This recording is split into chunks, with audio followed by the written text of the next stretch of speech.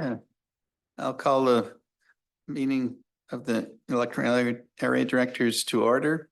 And the TNRD acknowledged that we connect with many First Nations communities across the vast regional district. And today we are located in the Tecumseh Shawakam territory, situated within the unceded ancestral lands as the Secwepemc Nation. The TNRD appreciates the partnership that we have with the Tecumseh Secwepemc and respect the territory and land on which we are gathered today. Okay, first is additions or deletions from the agenda. Any? Okay, then we need a motion to pass the electoral meeting of May 16th minutes. Okay, you got a mover and a seconder? Yeah. And the next on the agenda is a reports about parks and trails. I apologize, Chair. Yes. You should actually, if you don't mind, call a vote on that. It was moved. Oh, okay. Not Just actually. make sure everybody call the vote on the minutes. All in favor? Thank you. Thank you. Yeah. Sorry about that. So we're into the reports 5.1. And I'll turn it over to Jamie. Thank you, Chair. Good afternoon, everyone. So the Parks and Trails strategy has just kicked off. Just a background reminder for the group. We got approval from the board to go ahead with a regional Parks and Trails strategy. Our budget for this project is $100,000. It's going to take place over the next 10 months or so now, because it started a couple months ago. Earlier this spring, we went through a procurement process, awarded a contract to Lees and Associates, who's going to be our consultant to support us through this process. And the staff project lead on it is Sherry Madden, who's sitting there. She is. She moved. She was beside me. So she's working closely with Lees and Associates on this project. So, and as you also may be aware or reminder that there's a Parks and Trails Select Committee or Standing Committee that was established by the chair. The first meeting of that committee was yesterday, and Director Sao was elected as the chair of that committee, and look forward to working with that committee. Now, the reason we're bringing this to the EA Directors Committee is that we are just kicking off the first phase of stakeholder and public engagement process. And one of the stakeholders identified as part of that process is the electoral areas. So on that committee, we have 4 electoral area directors, but as part of the engagement, we wanted an opportunity to work directly with all of the electoral areas and have kind of a question and answer period as kind of this preliminary engagement session, which is what's going to happen now. And then ultimately, once we create a draft plan, it'll come back to those stakeholders for a review of the draft. So with that in mind, probably between the next 30 to 60 minutes, depending on how the discussion goes, I'm going to turn it over to our consultant, Lees and Associates, to bring us through that process, and they'll do a bit of an introduction of the project. So for those of you who were on the committee yesterday, this is a bit of a repeat, but then they'll lead us through a bit of a discussion and an engagement discussion through this process. So online today joining us is Ivy Smith. She's the project lead with Lees and Associates, and Rebecca Anderson as well. So if it's good with you, Chair, I'll turn it over to Ivy to lead us through the presentation and discussion. Thank you. I understand that you're going to pause every now and then for questions. I'll just leave that up to you, and you feel that you've got something you want some. If there's any questions on something you presented, if there's any time, you just say any questions, and we'll take the time to, if there's any questions from the board, I'll let them speak. Thank you. Thank you, Chair. I will share my screen now.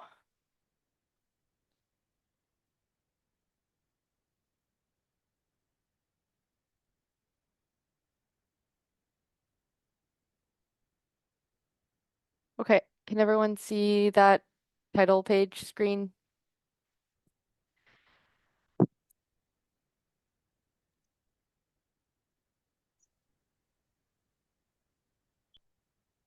Okay. I'm gonna take that as a yes and Yes, I'll all go good. ahead. We can see. Okay, I'll go ahead. Thanks everyone. Thanks Jamie for the introduction. And thanks for the opportunity to speak with you today. I'm Ivy Smith. As Jamie mentioned, I'm a landscape designer with Lees and Associates and the project manager for this project on the consultant side.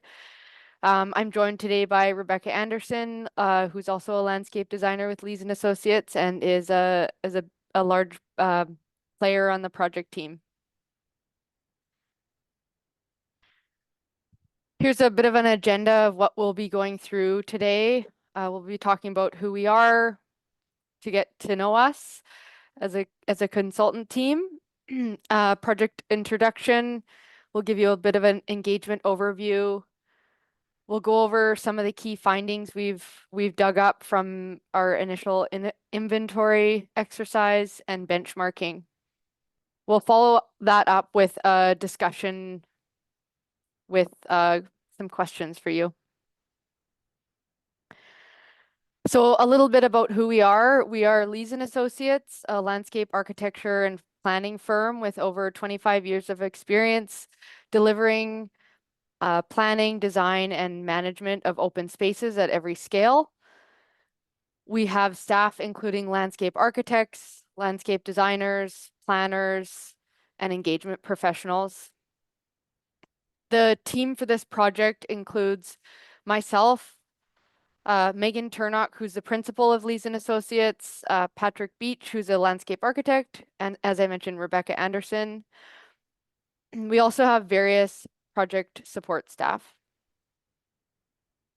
So we've previously worked with the TNRD on the Blue River Area Trails Plan project, and collectively our team has decades of experience working on successful plans in other regional districts. So to dive into the project, this is an overview of the scope of the project. The TNRD is developing a Parks and Trails strategic plan to identify the strategic priorities that define the future direction, philosophy, policies, and actions for the provision of both regional and community park services. The plan will lay out the goals and strategies that will shape and guide the delivery of an integrated park service over the next 10 years. So the goal of this project is to provide the TNRD with a document that will identify actions for improving region-wide parks and trails. So the scope covers the entire regional district, but it will not drill down into specific plans for individual parks and trails. The strategic plan will assess the current state of parks and trails, determine the needs and values, establish a vision and goals, make recommendations for supporting trails and parks service delivery over the next 10 years, and will provide a framework for decision making that with an implementation plan, which will include funding strategies and prioritization of recommendations. So here's a project timeline. There are 5 phases of this project overall. We are currently beginning phase 2 of the project, and phase 1 included a site visit where we visited key park sites with TNRD staff and became familiar with the variety of landscapes across the region. Phase 1 also included engagement planning as well as an inventory and analysis exercise to look at the current TNRD parks and trails system. Our next phase, which will take place over the course of the month of September, is the first round of community engagement. This phase will be followed by the creation of a draft strategy and a second round of engagement. And the final stage of the project is to bring all feedback together into the final strategy that will be approved by the board.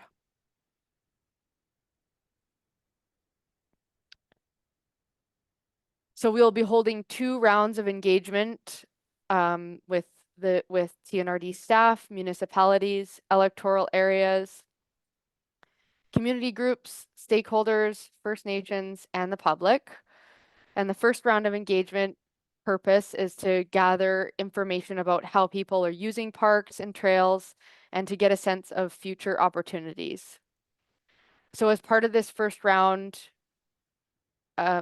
of engagement activities, we'll be holding a TNRD staff workshop, member municipality workshop, this workshop, the electoral area representative workshop, some community group workshops, which will include recreation groups from all electoral areas, tourism groups, environmental groups, and accessibility groups, plus interviews with Rec Sites and Trails BC and the Ministry of Transportation. Our current list of community groups includes about over 50 groups who will be invited to participate in this engagement. It will also include an online public survey and ongoing First Nations engagement. So we've already sent out invitations to engage with all 25 First Nations, and we have 1 meeting scheduled so far, but we'll keep the dialogue open throughout this project. The second round of engagement will take place in February 2025 and aims to collect community feedback on the draft vision, goals, and recommendations, and to discuss priorities. This round will include a second online public survey, a virtual public open house, community group, and other community group workshops. After each round of engagement, we will summarize the findings, which will be used to inform the development of the draft and final strategic plan. These findings will also be included in the final strategic plan.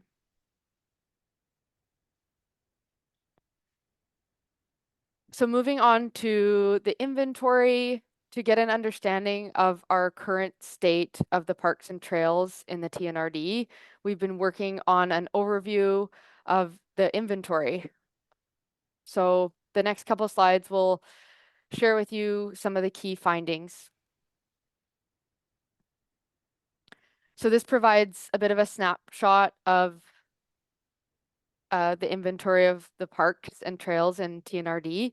So we know that parkland in the TNRD ranges in size from 0.09 hectares to 109 hectares, so quite a large variety of sizes. There are 2 regional parks, 11 community parks, and the TNRD also hosts the Blue River Trails Network and the South Thompson Buoy System. There are also 19 undeveloped parks, which are primarily subdivision parks. So as mentioned, there are 2 regional parks in the TNRD, with regional parks making up 15% of the total TNRD parkland, with Barrier Forks Regional Park in Electoral Area O and Little Hells Gate Regional Park in Electoral Area B. The regional parks provide simple, nature-focused amenities such as viewing platforms, warming huts, pathways, as well as parking areas. There are 11 developed community parks in the TNRD that offer a variety of activities, amenities, including playgrounds, sports fields, water access, and trails. And the size of community parks varies widely from 0.3 hectares to 103 hectares. The trails, the most significant trails network in the TNRD is the Blue River Trail Network, with over 30 kilometers of trails for hiking, biking, and cross-country skiing. There are also trails located in Barrier Forks Regional Park. About 25% of all parkland in the TNRD is undeveloped parkland. This includes 18 subdivision parks, as well as Myrtle Road Community Park, which is undeveloped. These parcels are mostly located in the southern area of the TNRD. The average size of undeveloped parkland is 1.5 hectares with parcels ranging in size. The development potential of these parcels varies due to location, access, and environmental constraints. So in terms of other parks, there are almost 8,000 kilometers squared of provincial parks in the TNRD, representing 19% of the region's land base, with Electoral Area A, home of Wells Gray Provincial Park, being made up by about 75% provincial park. There are 680 kilometers squared of recreation sites in the TNRD, representing 2% of the region's land base. And Electoral Area A, again, has the largest area of rec sites. There are about 6,300 kilometers of rec sites and trails, BC trails in the TNRD, and Electoral Area J has the largest amount of recreational trails. And these recreation sites and trails BC Trails networks offer a variety of opportunities for activities such as off-road vehicles, snowmobiling, equestrian trails, cross-country skiing, and mountain biking. So residents of the TNRD that live close to municipalities can also enjoy municipal parks. And Kamloops has the largest municipal park system within the TNRD, with other municipalities also hosting park systems. The following are some key findings resulting from our comparison of parkland across the TNRD electoral areas. We found that the TNRD parks and trails are not equally spread across the regional district. You may have already thought that. Electoral areas A, B, and O are generally the best served by TNRD parks. Electoral area B has by far the most parks per resident proportion and the highest hectares of parkland. The western portion of the TNRD is underserved in terms of regional parkland, with the western electoral areas E, I, J, N, and P containing no TNRD parks or trails. Provincial parkland is abundant in electoral area A and I, and areas least served by provincial parkland are areas L, P, and M. So when comparing to other regional districts in BC, the TNRD is generally below average for hectares of regional parkland supply per population basis. So I'll move on to our discussion questions. We can pause here for questions for us first, but we have a virtual whiteboard which we'll bring up next, and we can start our discussion after that. Any questions at this time? Go ahead, Director. Thank you, Chair. Thank you for the presentation, and I guess I'm one of the directors that wasn't on the Parks Board, but I received just yesterday, coincidentally, a pretty comprehensive presentation that I've sent off to Jamie on the Savinaw park area. It's a community association that's dealing with buildings and other things, but the park is coming up as a pretty big issue. And I know it's not a TNRD park at the moment, but there's even some suggestion that the TNRD play a bigger role and take that park to a level of, say, some of the stuff that's happening up in Blue River and elsewhere. So I just want to alert you to that. I think that it probably is best if Mr. Vieira and I go through it from an Area J perspective to see what is the best approach. But I want to bring that back to that board. So that's the first issue. The second is that we've got, I guess, some kind of a private public facility down at Tobiano. I think Alex confirmed earlier this year that public access to Kamloops Lake and the beach area down there is intended to be a public access beach. And so that's another thing that I think we would want to somehow address in the comprehensive public area. The third thing is that I've been approached by the Lac Lejeune people who are talking about a trail network down at Lac Lejeune, or an enhanced trail network. That's also in Area J.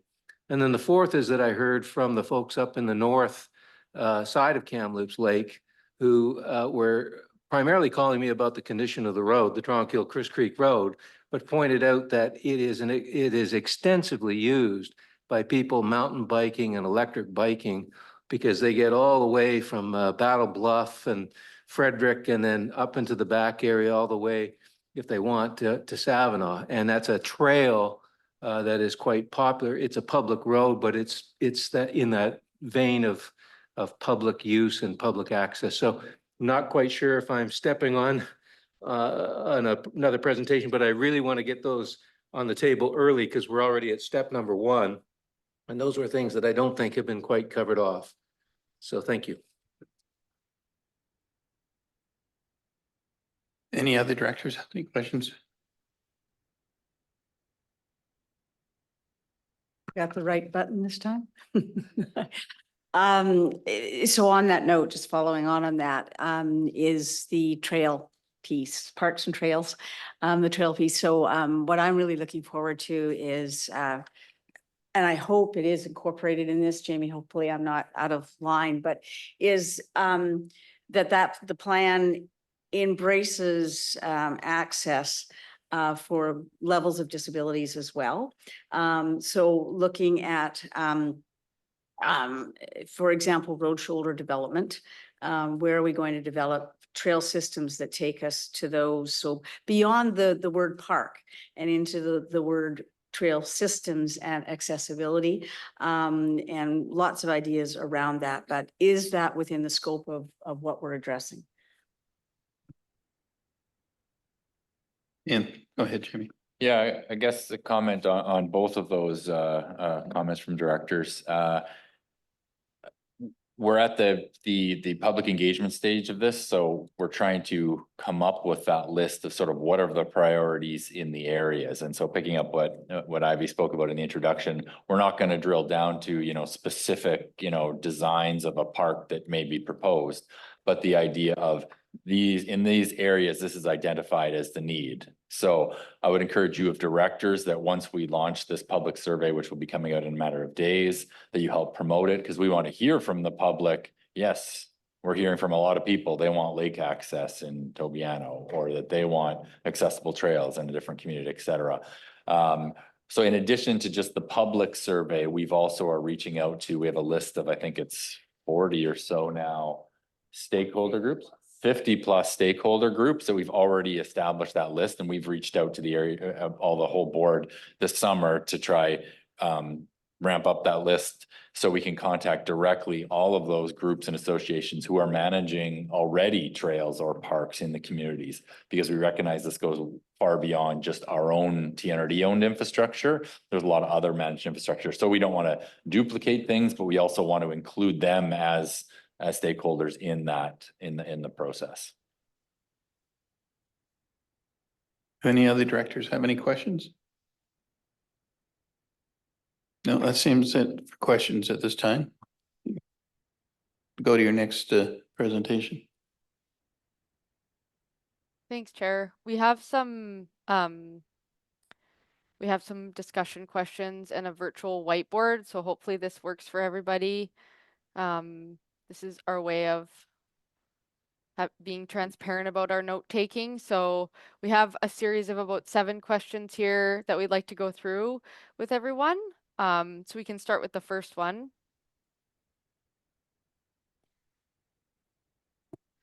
So what are the greatest strengths of the current TNRD Parks and Trails system?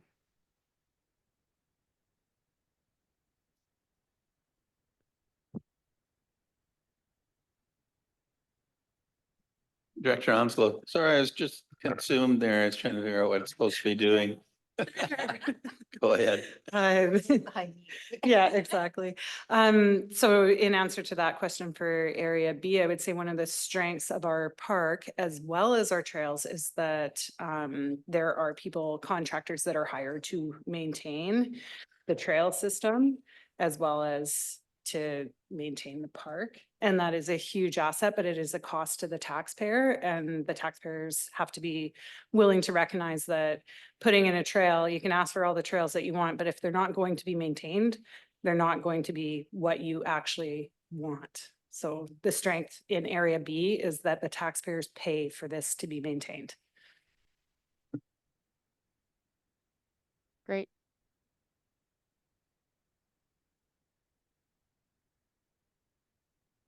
But no other directors have any comments? I got comment. Okay, go ahead, Doug.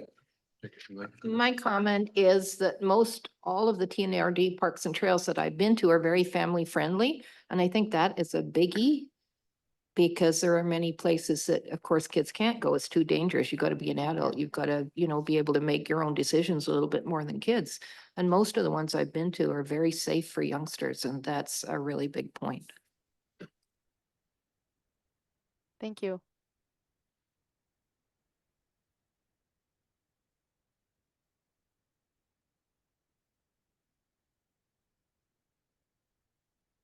Thank you, Chair. If I understand it right, Joe Kang has been involved with a lot of the parks that we saw in our out of town meeting. And it would appear from what I've seen of those parks and Joe Kang's involvement that we have somebody who's administering it, is on top of it, making sure that it's current and updated. And if we could use those strengths to extend out to some of the things that we're contemplating. And again, I referenced the Savino one where they're looking for some help. We got a bunch of seniors trying to run a waterfront park and they're running out of energy and steam and people. And so they're saying, hey, you've got a bunch of people. Could we somehow do a deal? So we've got an existing team in place that we might be able to utilize to extend this system out. Yeah, and thanks for that. And I'll just provide clarification. Yeah, the parks that we saw this year on the out of town board meeting in Lower Nicola, yeah, Joe Kang is kind of responsible for coordinating those. And then the year before, when we were up in the North Thompson, we saw a number of parks. Sherry Madden coordinates those. So Sherry and Joe have a similar role. They just manage different assets. So yeah, I would agree with that. We have good experience. And in particular, Sherry has many years of experience in managing the regional district parks, and Joe already has some years under him as well.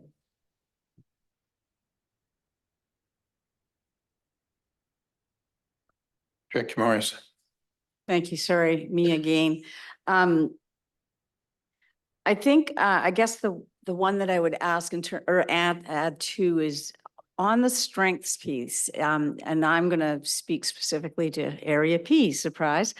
The length and the extent of the corridor pathways that have to a certain extent already been developed, coming out of, say, for example, the city of Kamloops as well, and the opportunities in the future to move those forward into multi-use pathways that embraces a lot of the other pieces that we would like to see. And I use, as you all know, the Galloping Goose example repeatedly. How it went to Souk and how it went to Saanich, et cetera. But I think that is a strength that we have a city partnership. We also have corridors that are natural corridors along rivers, as an example, outside of where we might want to go and do our mountain biking as well. So I think there are some strengths there, advantage and taking that partnership to a new level for the 20-year span that we want to see. I think in this kind of development is important. Any other directors have any additional information? Go ahead, Jack. Director Hart. Me again. Just a question, for Area O, for where my area, we surround the district of Barrier who have parks and things. And so does the TNRD Area O partner with the district of Barrier on a project sometimes when we overlap? How does that work? Yeah, thanks for that question. I don't think we have any current scenarios where we do have any shared funding between municipalities and electoral areas. Not to say that's not an option, but that hasn't been the model yet. But to clarify, electoral area parks are funded just by the electoral area taxation, but our regional park service is funded by all electoral areas and all municipalities.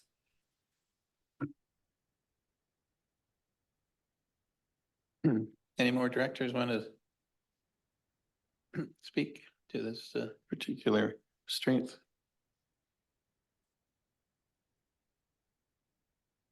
Yeah, it looks like we're all tapped out. We can go on to the next one. Thank you. Okay. Yep, we'll move on to the next one. We can always come back to strengths if others come to mind. So the next question is, what are the biggest challenges that you currently see in the TNRD Parks and Trails system? I'll make a comment. One thing that we should make sure when we're adding parks and trails, that we always consider the operating costs and the upkeep to them once they're in place. And that's usually the more expensive part of building parks and trails, is a yearly maintenance and making sure they're safe for the public. Director Sal. Thank you, Chair. Speaking to, sorry, off topic from the challenges, but to your comments. Yeah, that did strike me earlier about like there's entities that are asking if the TNRD can take on management of their parks. This sounds very similar to community water systems.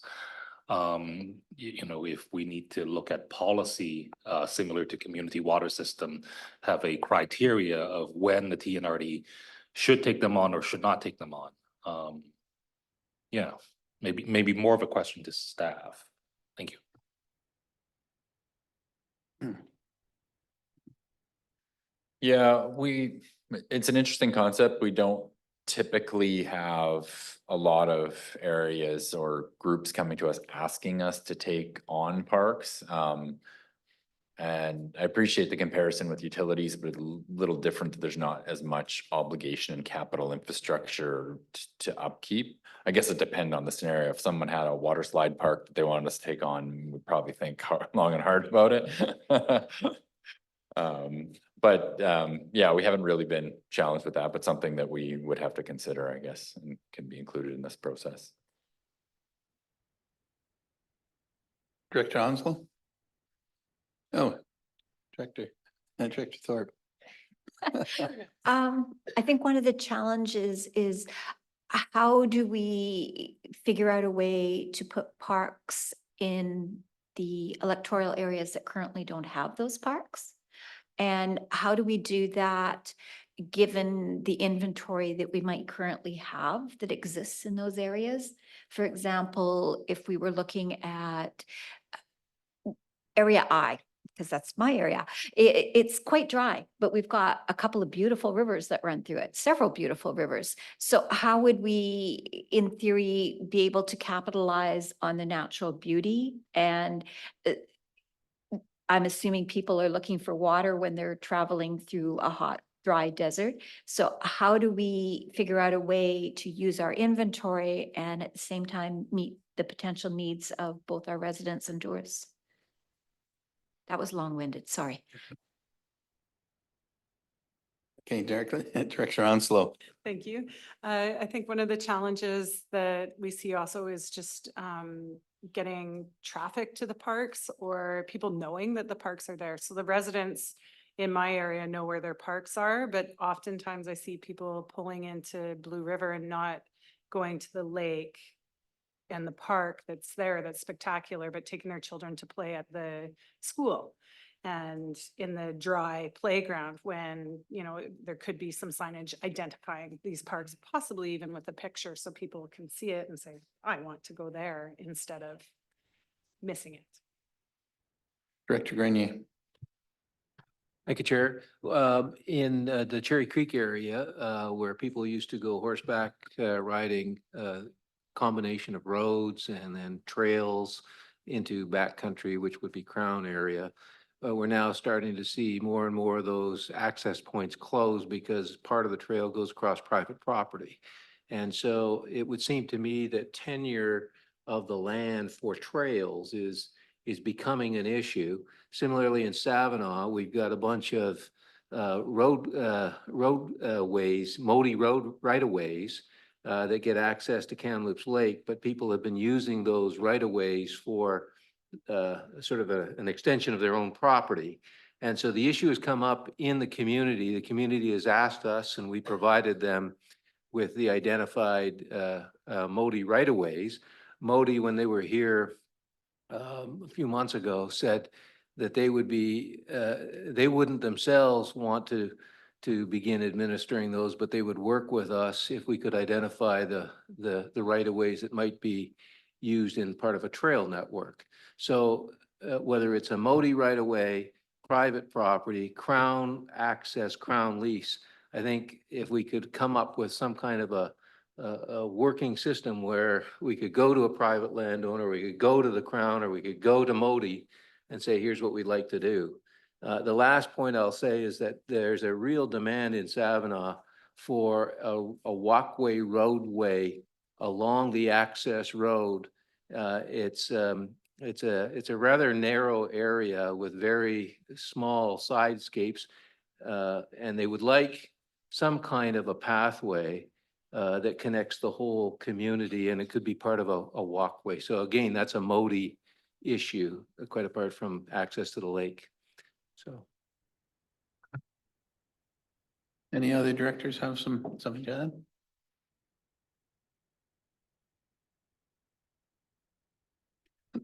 I have a question. I know the provincial government through, I think it's through the forestry, have numerous trails, and they're actually administrated by the one person I know in Merritt. He has an unbelievable amount of trails under his jurisdiction as provincial government.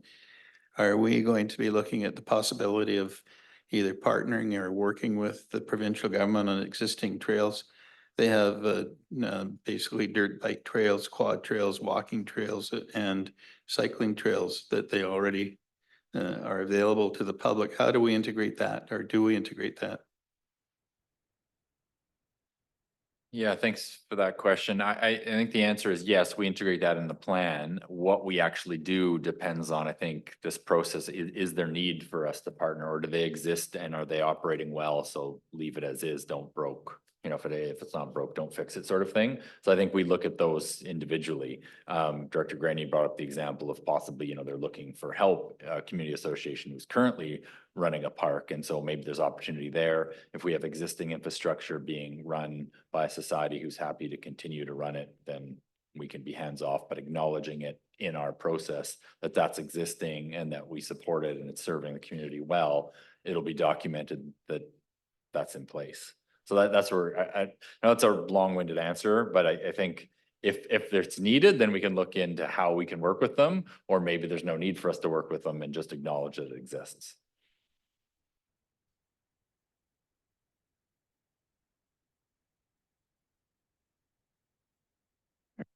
Sorry, me again.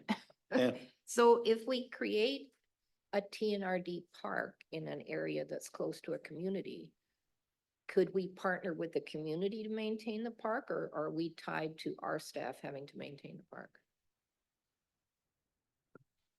Under our current examples, we have both. We have parks that we own and operate ourselves, and other ones where we partner with a community association. And actually another example where we don't even own or control the park, but we have a park grant made service. And that's the example in Savinaw. So kind of three models there. Any other questions? Director Morris? Yeah, just to follow up. So that's where I was going as well, was some sort of a model, if the opportunity is there for us in the long, long term, on expanding trail strategies is what I would call this stewardship model. So we advocate along with residents to become part of how we expand, extend, find these multi-use capabilities on these trail systems. And it is advocacy that'll get us there, and then stewardship in terms of the people in that area sort of becoming a part of that as well. So that should be my last comment, I hope. We're not done yet. We've got some more questions that you probably think. Any other directors have anything to add to this discussion? No, it looks like we're ready to move on to the next question. Okay. So the next question is, what opportunities do you see for improving existing PNRD parks and trails over the next 10 years? I think we dug into that a little bit in the last discussion, but if there's any more opportunities you see.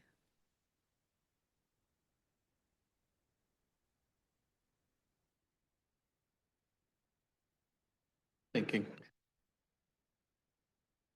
Director Onslow. Thank you for that. One of the opportunities that I really felt valuable for Blue River was when they did the master trails plan.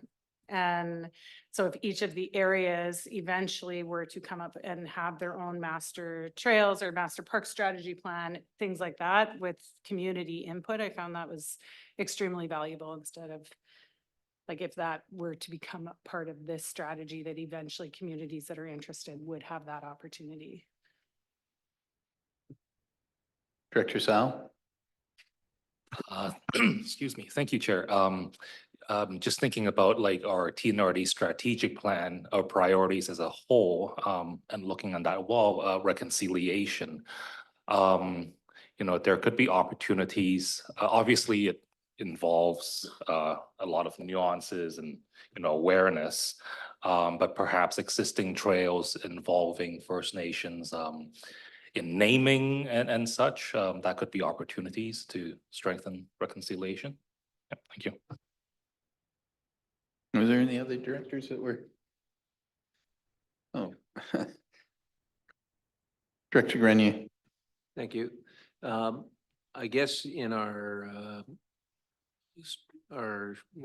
community plans, we often see something 5% or park and lieu. And I'm wondering if, I heard Director Marilyn Blackwell say, we don't want any more parks, we just want the cash. And I'm wondering from a electoral area, as we start to see projects come along, if we pay more attention or have a more specific definition of what kind of park. I know we're doing that consultation at Tobiano right now and in Cherry Creek. What kind of expectations do you have of this resort area? Maybe we should look through the planning side of our organization to see if that needs any kind of revision or review, the park part of it. Any other directors? Anything to add for this question? No, I don't see anybody else that wants to speak. We can go on to the next question.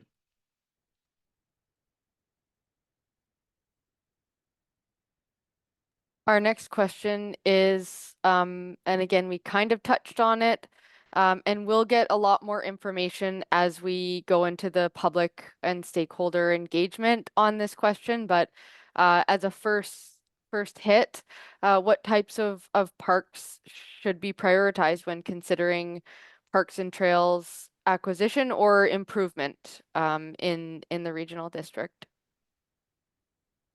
I just have a question maybe through to Jamie. So these parks that we're talking about now, we all know how many RV recreational vehicles and trailers and travel trailers and that are in our communities all the time. Is there any thought of actually putting in a camping park, or is this strictly the parks that we have today? I think at this point in the process, everything's on the table. Because we're trying to identify now what the needs and wants are out there in the different areas and then set priorities. So we don't currently have any that we operate, but other regional districts do have campgrounds they operate. I know in our area, there's quite a shortage of opportunity for people to come and either camp or take their travel trailer or motorhome too for a weekend or a few days. And I don't know, that might be something we want to look at. It's a fairly expensive operation, but it might be something, it's also an economic driver at the same time.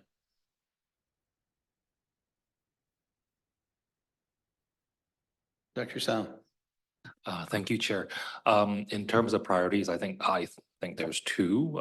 One, we should draw from, what the report said, areas that are well served, area A, B, and O, and draw some sort of metric from there, maybe parkland per capita, and then making sure that the underserved EAs meet that benchmark, those metrics before we, prioritizing those ones. And second one, related to, campgrounds and such, ones that has the most potential for economic opportunities with revenue generation. Yeah, thank you.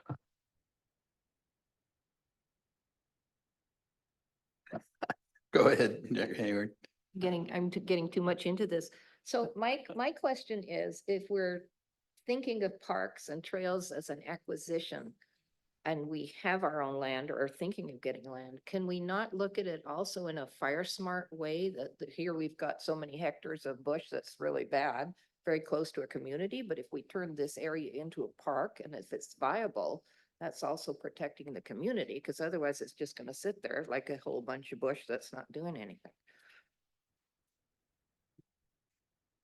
Yeah, that's a good factor to consider. I would agree with that. We'd consider that. I mean, I guess the scope of how big of, tenure that we could get, but it could factor into that, or even within the parks, using it to demonstrate fire smart techniques. Like, all these ideas are great.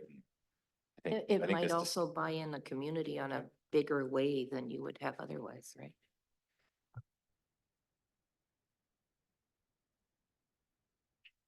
Any other additions to this question from the board?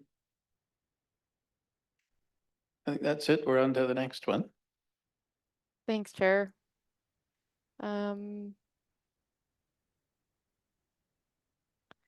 This is a very similar question to the last one, so we could maybe do these two together.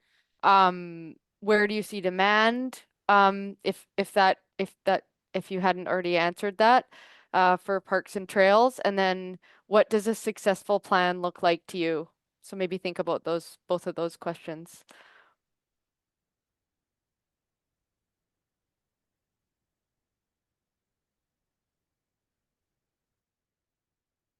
Director Morris. Sorry, there was a moment of silence. Yeah. I think success in leisure trails and parks, as it were. I think success is in the breadth of the demographic that we cover. Area P is an example of some widely varying demographics. And I think that's what success looks like, that we take the word trail and take many meanings of trail, and how that matches with the changes in our demographic generally in an area. And I know I'm aging, and I know what that may mean to me down the road. So that would, as simple as it puts, I think we have to be very open in our thinking about what is the measure of success, and what is that hierarchy of age demographic and healthy living, and the ability to be out there and to be enjoying it. Director Thornton. Demand for new parks and trails, I guess I'm going to go back to the underserviced areas. I'm also going to go back to that water component. I tend to monitor Facebook a bit, and there's been a fair amount of comment around, for example, Gold Pan, which is a provincial park in my area that is currently closed, and it's closed for a reason. But PAN, as in Gold Pan and panning for gold. Thank so you. I think that we need to look at figuring out ways where people can have a place to cool down, a place where there is shade, given the changing climate. I think that those are things that I'm seeing just in listening to what the residents are saying. Successful plan, I guess, a plan that would be parks that are being utilized, that are meeting all the needs of our diverse region, because where I am, shade may be a priority, where A and B, there's a fair amount of shade there. The parks that they want may be more in line with mountain biking. I think it's going to vary across the region, and we have to be very careful that we're meeting the unique needs. Director Grenier? In terms of demand, I think that there's two types of demand. There's sort of the local area demand, and then there is people coming from outside of the local area that are starting to use the facilities. And again, this comes back to the Savinaw Waterfront Park, where they're being overwhelmed by parking of trucks and trailers as they go to launch their boats. And then where do they go? Well, they park them up and down the road by the school and everywhere else. And they're saying a lot of times the beach, which they have a responsibility to maintain, is really being used by a whole lot of people that are from outside of their little community. So I think when we look at demand, we should be anticipating the kind of parks that we're creating and who we're creating them for. Is it a local area, a wider audience, or both? Director Sal? Thank you, Chair. In terms of success, I think connectivity is, a key factor. We want because I look at other areas, regional districts, municipal tourism marketing material, they always stress, X amount of kilometers of unbroken trail you can get from A to B all on, bicycle and such. So and yeah, making the TNRD, the whole regional district, a continuous adventure itinerary, a continuous flow from one area to the next is would classify as a success, I think. Director Oswald?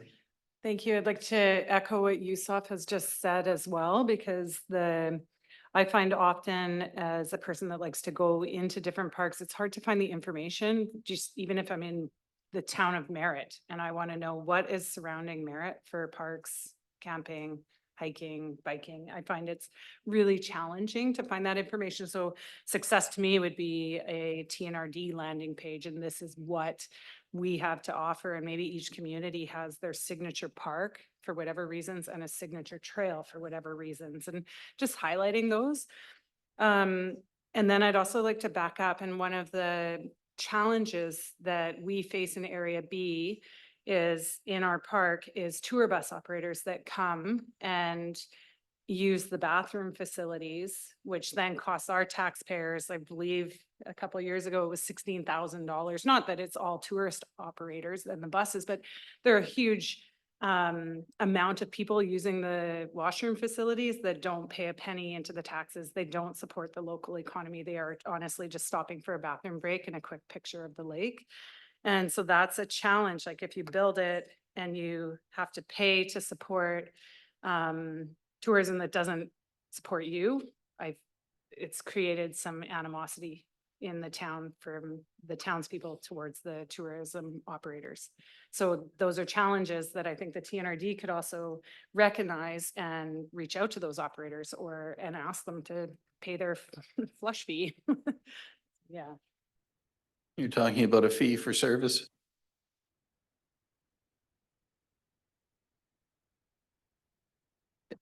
Any other questions additions from the directors?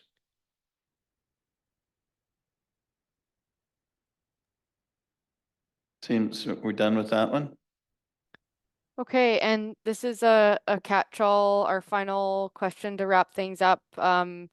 Is there anything else we should know, or do you have anything that we didn't discuss today that you would like to discuss?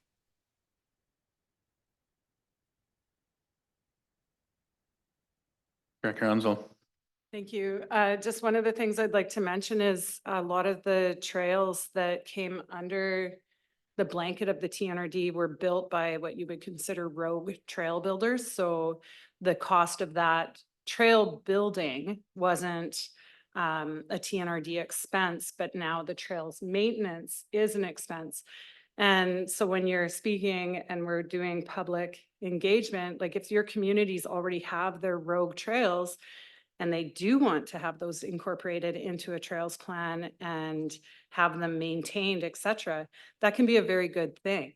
And it is a good thing for Blue River. So I think sometimes people are afraid to bring up their trails that they have or that have been built or that they're aware of for fear of them being shut down. But in the case of Blue River, there are trails just actually managed to get maintained and you're not climbing over trees to access them.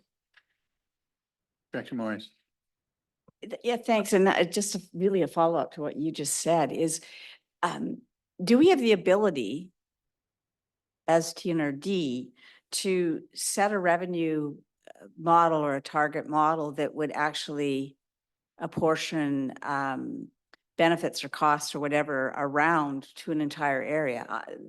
What I'm getting at poorly, I might add, is that if we looked at the broader TNRD and a park strategy of some kind and developed some sort of a fee structure that enables us together to feed back into a revenue pot that enables us to do the work that we need on an aggregate level as TNRD, or do we have to do it area by area? So that's a legislative question as well. I'll jump in on that first. And actually, if I understand correctly, I think that's an interesting concept. So I'll go back to just setting the stage that we have electoral area funded parks, and then we have these regionally funded parks. So under the regionally funded park service that everyone pays into, I think that could be part of this discussion is how big should that be? What should that money be used for? Is there going to be more trail systems that, you know, the board supports identifying those as regional assets that everyone contributes to, including all the municipalities, because it's a benefit to the region. But even from that, a concept of having a funding pot available to help support more electoral area specific projects out of that regional pot maybe is an opportunity from a legislative point of view. I think that could work within that service.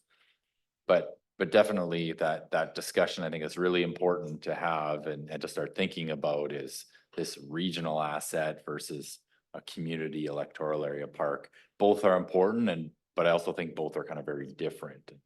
And I think what this process might even come out of the back end of is some existing parks may be identified. This makes more sense to be regional because it's got people from all over the place coming. So why is it just being funded by one particular area if it's a tourist attraction?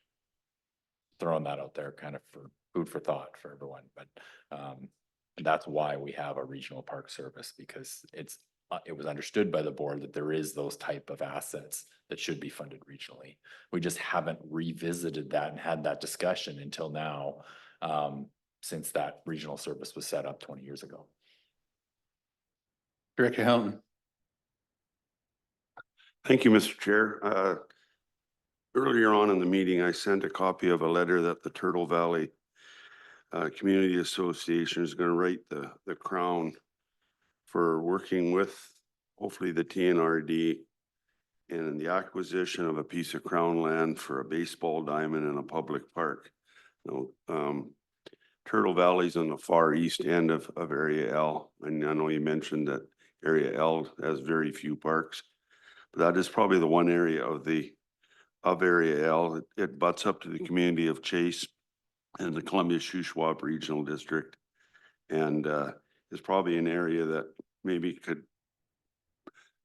it's a part of Area L that we should look at for, you know, not just expanding, but creating some kind of parks, because it's in the traffic corridor of Highway 1 and community of Chase and all of that, along with the communities of Pritchard also. So as far as Area L goes, that's my 2 bits worth. Thank you.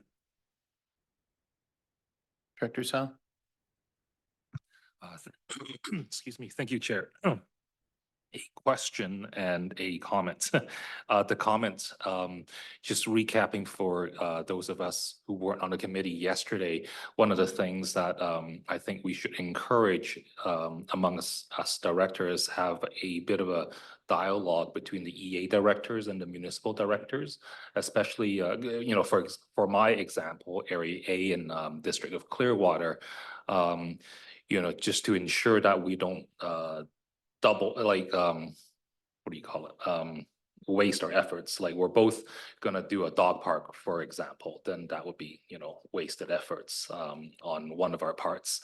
And also to maybe informally, yeah, at least keep each other updated what our priorities are in our EA, to try to have that connectivity. If they can have trails on the EA and municipal boundary areas, then that would be, you know, a more beneficial type of project.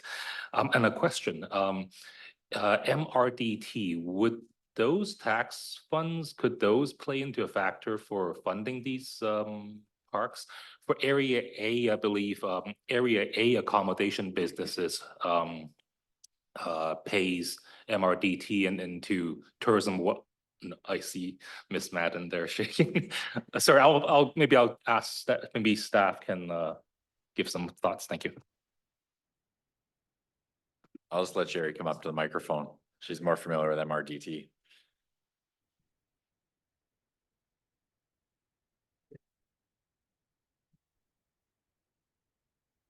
Thank you for your question, Director Sal. The MRDT is allocated out to Tourism Wells Gray for tourism marketing purposes and can't be used for capital projects. We went through that in Area B a number of years ago, looking at whether MRDT would be beneficial to the parks and trail systems up there. And we had clarification back from the province that those funds are not to be used for capital projects. They're to be used for marketing purposes. Any other questions from the directors? Well, I just received last week from Gold Country Tourism, I think it is. They've revamped their geocaching program. They were asking if Area J wanted to participate. And so we've initiated that dialogue, but I'm wondering if it makes any sense to hear whether that geocaching initiative interfaces with our parks and trails, because obviously people are going somewhere to find these geocache things. And I'm curious as to whether it's worthwhile our taxpayers participating.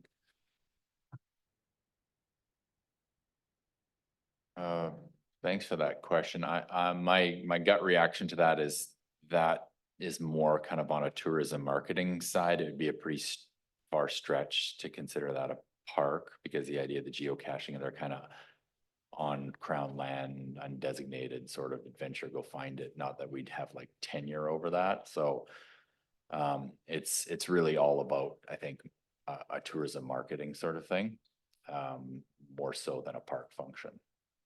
Yeah. just to bring any of the directors up to speed on the Gold Country that request for funding. I talked to Jamie about that. We were going to have a discussion around how funding, if we're prepared to fund it. I think there's 5 directors, if I'm not mistaken, that could participate.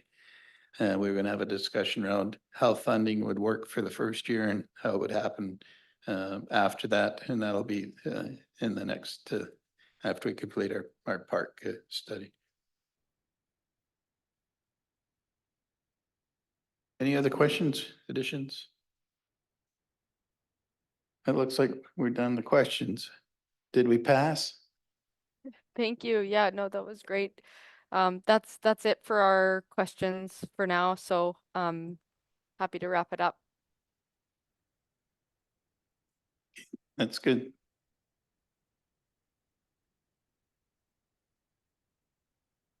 So is there, that was it for the presentation then, or is there another part? That's it. Thank you. Okay, thanks very much. Thanks for listening.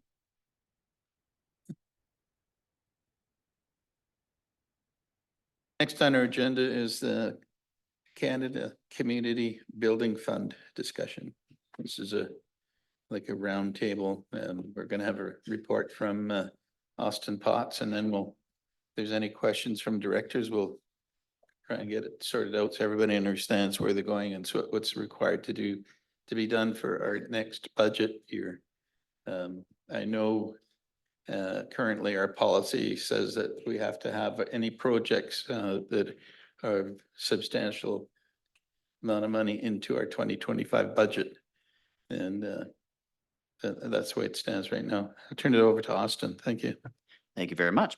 So first, I just want to really quickly go over kind of similar to what I went over at the meeting out of town, just to go over some of the differences between the old contract and the new contract, kind of as a refresher. Then I'll talk a little bit more about kind of the implications that this has to the TNRD with respect to third-party projects. You know, that's kind of a hot topic, so I'll spend a little bit of time on that. Then we can kind of do our round table and spitball some stuff and see where we end up. So when we look at the differences between the old agreement and the new agreement, first thing is they've allowed a few new project categories: fire trucks, EOC infrastructure, feasibility studies, and design plans. Weren't allowed before, those are allowed now. Very good. The next thing is that all of our projects now are required to follow asset management strategy. So we don't actually know what that looks like yet. We haven't gotten that info from UBCM. However, we have our own asset management plan in place right now. We're working with FIT Consulting. Hopefully that will be kind of good timing and coincide well with UBCM's requirements. We have this new kind of soft 2-year deadline on projects where UBCM is hoping that all of our projects are going to be completed within 2 years of commencement. What that means is when we have larger projects like the Smith Pioneer Park project, that we split it into phases. And we would have a phase 1, phase 2, phase 3 until the project is complete. Just makes it easier to track and kind of ensures that projects don't trail on forever and ever. And then the fun part, third parties. So previously, third-party projects were kind of up to the discretion of the TNRD board of what was to be supported. And there were quite a few third-party projects that we did endorse over the past few years. UBCM had kind of alluded in the past to no longer supporting third-party projects, and we were kind of expecting with this new agreement that they would disallow them completely. They haven't done that, but they've made them very, very difficult. So under the new contract with UBCM, a third-party project has to follow a few new rules or guidelines. The first being that the TNRD board must identify in resolution that the third-party project is a strategic priority for the TNRD, and importantly, that it's not taking place over a TNRD-sponsored project. So if we back up a little bit and just think about what that means, when UBCM gives us money, they are just taking this pool of money and passing it to the TNRD and expecting it to be used for the TNRD. Our board a few years ago had made the decision to take that money that we received from UBCM and allocate it among each of the electoral areas based on population census. But UBCM doesn't see it that way. When they give us money, they don't have this idea in their mind that we're splitting it among the different electoral areas. So I'm sorry, but I'm going to pick on a couple regions now. If I look at Area P, so Area P has all of our funds allocated right now to proposed projects. We have over the next few years projects coming up. For example, we have the Pritchard Satellite Fire Hall. $200,000 is earmarked towards that money. It's in our capital plan. So there's no remaining money sitting in the Area P that's unallocated. But then if I turn and I look at Area E, we have $60,000 right now that's not necessarily allocated to a third-party project, or any project, sorry.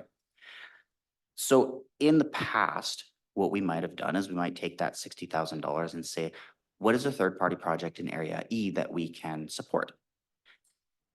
The new guidelines make that very tricky to do, because we would have to take a look at our entire capital plan for the next 10 years and say, we are not supporting any project on here with this money. We would rather support a third-party project. That is more important to the entirety of the TNRD. So that makes it very, very difficult to endorse a third-party project simply because we have to come together as a board and say, this third-party project is more important than any other capital project in the TNRD that the TNRD would own. The next piece that's kind of complicated is, especially with the third-party projects, is some of these groups are smaller and they're run by volunteers. UBCM is requiring now that third parties are to have an asset management plan in place for any project that we support. For anybody who's worked with a smaller not-for-profit, they a lot of times can't do that. They don't have guaranteed funding year over year. They don't have the staffing in place to be able to support that long term. It's when they have the opportunity for funding to build a project, they jump on it and they take advantage of it. And a lot of the times the future maintenance and the extra costs down the line are hopeful that they'll be able to cover them or that they'll come up. The last thing is, this one's a little bit easier, but the project has to meet some additional criteria for reporting. That criteria looks like First Nation population, output metrics. We have to have reporting back from that third party that basically tells us, we've supported you and we've given you this money for a project. You need to report back to us and tell us that it's doing what it was supposed to do. And that ongoing reporting. So I think that's kind of a little bit of the confusion there was around that third party project and why those are so difficult now. And I think it really comes back to how UBCM doesn't see the TNRD as different pooled groups of money. The UBCM funding that they give us is for the TNRD as a whole. So that's kind of my refresher. I'm more than happy. Let's do the round table and get some healthy discussion and go from there. Director, I don't think you're really a director. You're looking at- You're I our have to do the CEO. Anyway, Scott, you have something to add. Thank you, Chair Laird. I just wanted to add to that. I know in discussions with UBCM as they were negotiating this new 10-year contract, their first thought was eliminating third parties completely. That was what they wanted to do. And they chose not to, but essentially did it at the same time. So that's the hard part right now, is where we've got to follow their rules, but they're still allowing it, but they're leaving a really narrow window for the board to make that a priority over TNRD projects. So that conversation's been happening for a while. So I just wanted to bring that up as a note. I just have a question when it comes to TNRD projects. Some of the third-party projects that you take on do improve the regional district, but it's not directly a TNRD benefit. When I look and see it, the money that Director Graham and myself have put back into our community, we supported washrooms for the fall fair. We supported structural improvement at the rodeo grounds. We put a new roof on the curling rink, or supported the new roof. We put in a pickleball court in the city of Merritt that benefits the whole area. Are those classified? Those would be third party. They wouldn't benefit the TNRD. So we're not able to look at projects like that anymore. That to me is considered third party, right, Austin? So when we look at what's considered a third party, not to say that those projects weren't good projects that benefited the communities that they happened in, but it's really a matter of who owns the asset at the end of it. And when we contribute to washrooms for the fall fairground, or when we do the roof for the Merritt Curling Club, these are assets that we as the TNRD don't own and aren't able to maintain going forward. And those are the projects that UBCM is trying to steer us away from. Anything that's not owned by the TNRD is considered third party. The thing is, if we hadn't supported those different projects that I mentioned, it wasn't 100% funding coming from the area directors. It was a portion, and it benefited the community. Some of the projects are owned by the city of Merritt that are when we finished. So how does like, it's not really a TNRD building, but it is a civic building when it's finished within the municipality. How does that work? Thank you, Chair, through to the committee. So as far as UBCM is committed or considered, this is their guidelines for providing us their grant funding. They're the rules that they put in place that we have to follow. So unfortunately, they don't encourage taking those funds and funding projects that are not considered core assets. And I think what they were finding is a lot of the money for core assets, like we don't have roads, but within other areas, their core infrastructure was being ignored while third-party projects were being invested in over and above their core infrastructure. And that's what they tried to push away from, where they're saying, okay, if you can prove as a board that this third-party project is more important than your core infrastructure, then go for it. But you have to show us that it's on your long-term, or they have an asset management plan that's showing that they're going to maintain and replace this and make sure it's taken care of. Where it gets really hard is the accountability, holding a third party accountable for reporting ongoing maintenance. We can't. So that they've really restricted that down. So it's their rules for us accessing the community works funds. I have a question. I have a water district and it's in an improvement area. It's not owned by the TNRD. They never want the TNRD to own it, but it is a very important part of the Lower Nicola infrastructure. Does that mean that I won't be able to fund that particular water district in my area? Because it's for the community, it's for the benefit of the community. They have no opportunity to get funds from anywhere other than from the TNRD funds that I have given to them over the years. Does that mean that we can't support a water district if it's not owned by the TNRD?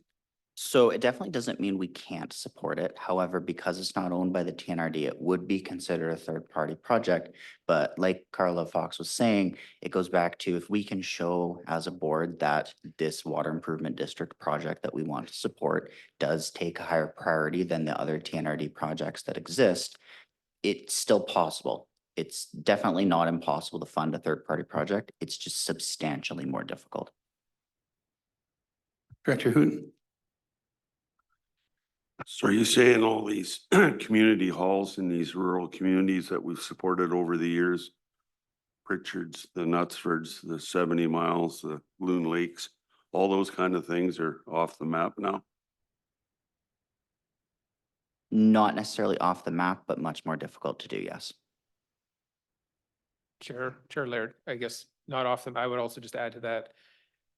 It wouldn't be off the map. It would just be, the message we'd be sending to UBCM is that our water systems that we own are not as important as some of the community halls. That's how they would view it. So that's the unfortunate fact. Yeah. Go ahead, Director Hooten. So if we need an upgrade now on the Delaware water system, say, okay, which all these water systems need, can we use money there then and to upgrade these community water systems that are in horrible shape? Absolutely. That's one of UBCM's primary kind of focuses behind this money is upgrading water systems. Excuse me, I just want to go around this particular topic. When I look at our Lower Nicola Community Hall, it's not owned by the regional district.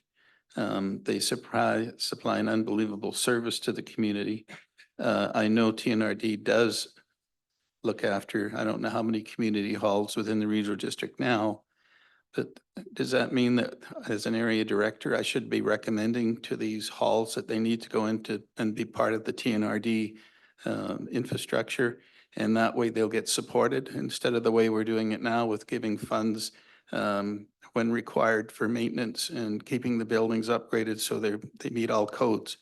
So it might be a slippery slope that instead of the existing community halls that are volunteered and run, if they have no access to funding, how do we maintain them?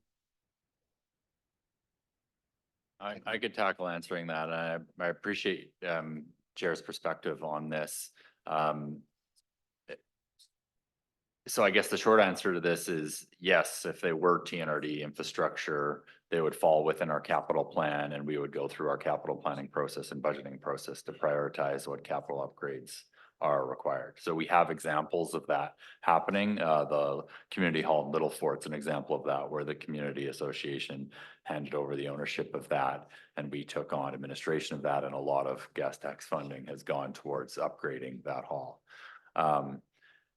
And I guess just to provide perspective from staff is, and there's a lot of good examples I know that are already being shared about how this grant funding has benefited local communities, but there's also examples within the TNRD where things have gone a bit sideways, where a community association has done capital upgrades, and then it could be a change in direction from that community association that we have no control over, and then it's not becoming a community asset because maybe they limit who gets to use it.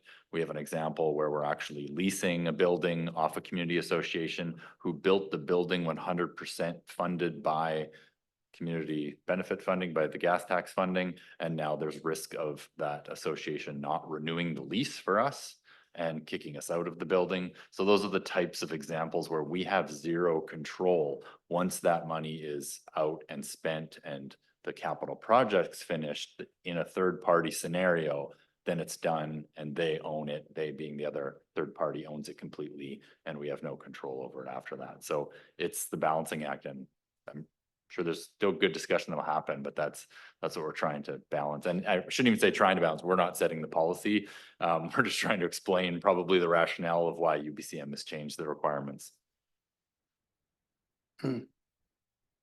Director Graham? Thank you, Mr. Chair. So am I hearing you right? This is all about control? TNRD wants to control it all? So the TNRD is implementing the policy and the guidelines provided to us by UBCM. So it doesn't mean the TNRD staff are trying to control your funds. It means UBCM decides what happens to their grant funds, and they put the parameters around what we can do with it, and they've changed those parameters. So we have to communicate and follow their guidelines, or when we approve a project, they won't provide the funding and they'll find it ineligible. So unfortunately, we've been kind of put in the situation to communicate those changes. But as far as how we divvy out the money and how that gets allocated by the board, it's got to fall within the policy guidelines. Thank you. So the projects that Director Laird and myself have done have really benefited our community. And it sounds like we're not going to be able to do that anymore. So we'll just stand back and let things motor along by themselves. Could you tell me what projects we have in our area that we could fund with the community building funds? Yeah, so some examples of some eligible project categories that you would be able to fund that we would own, maybe recreation and sports infrastructure, wastewater treatment, water treatment facilities, solid waste management, energy systems. We've seen some projects come through with like broadband connectivity, putting in towers in areas that have low connectivity. You can put in cultural and tourism. We could do fire halls and fire trucks in areas that need fire protection services.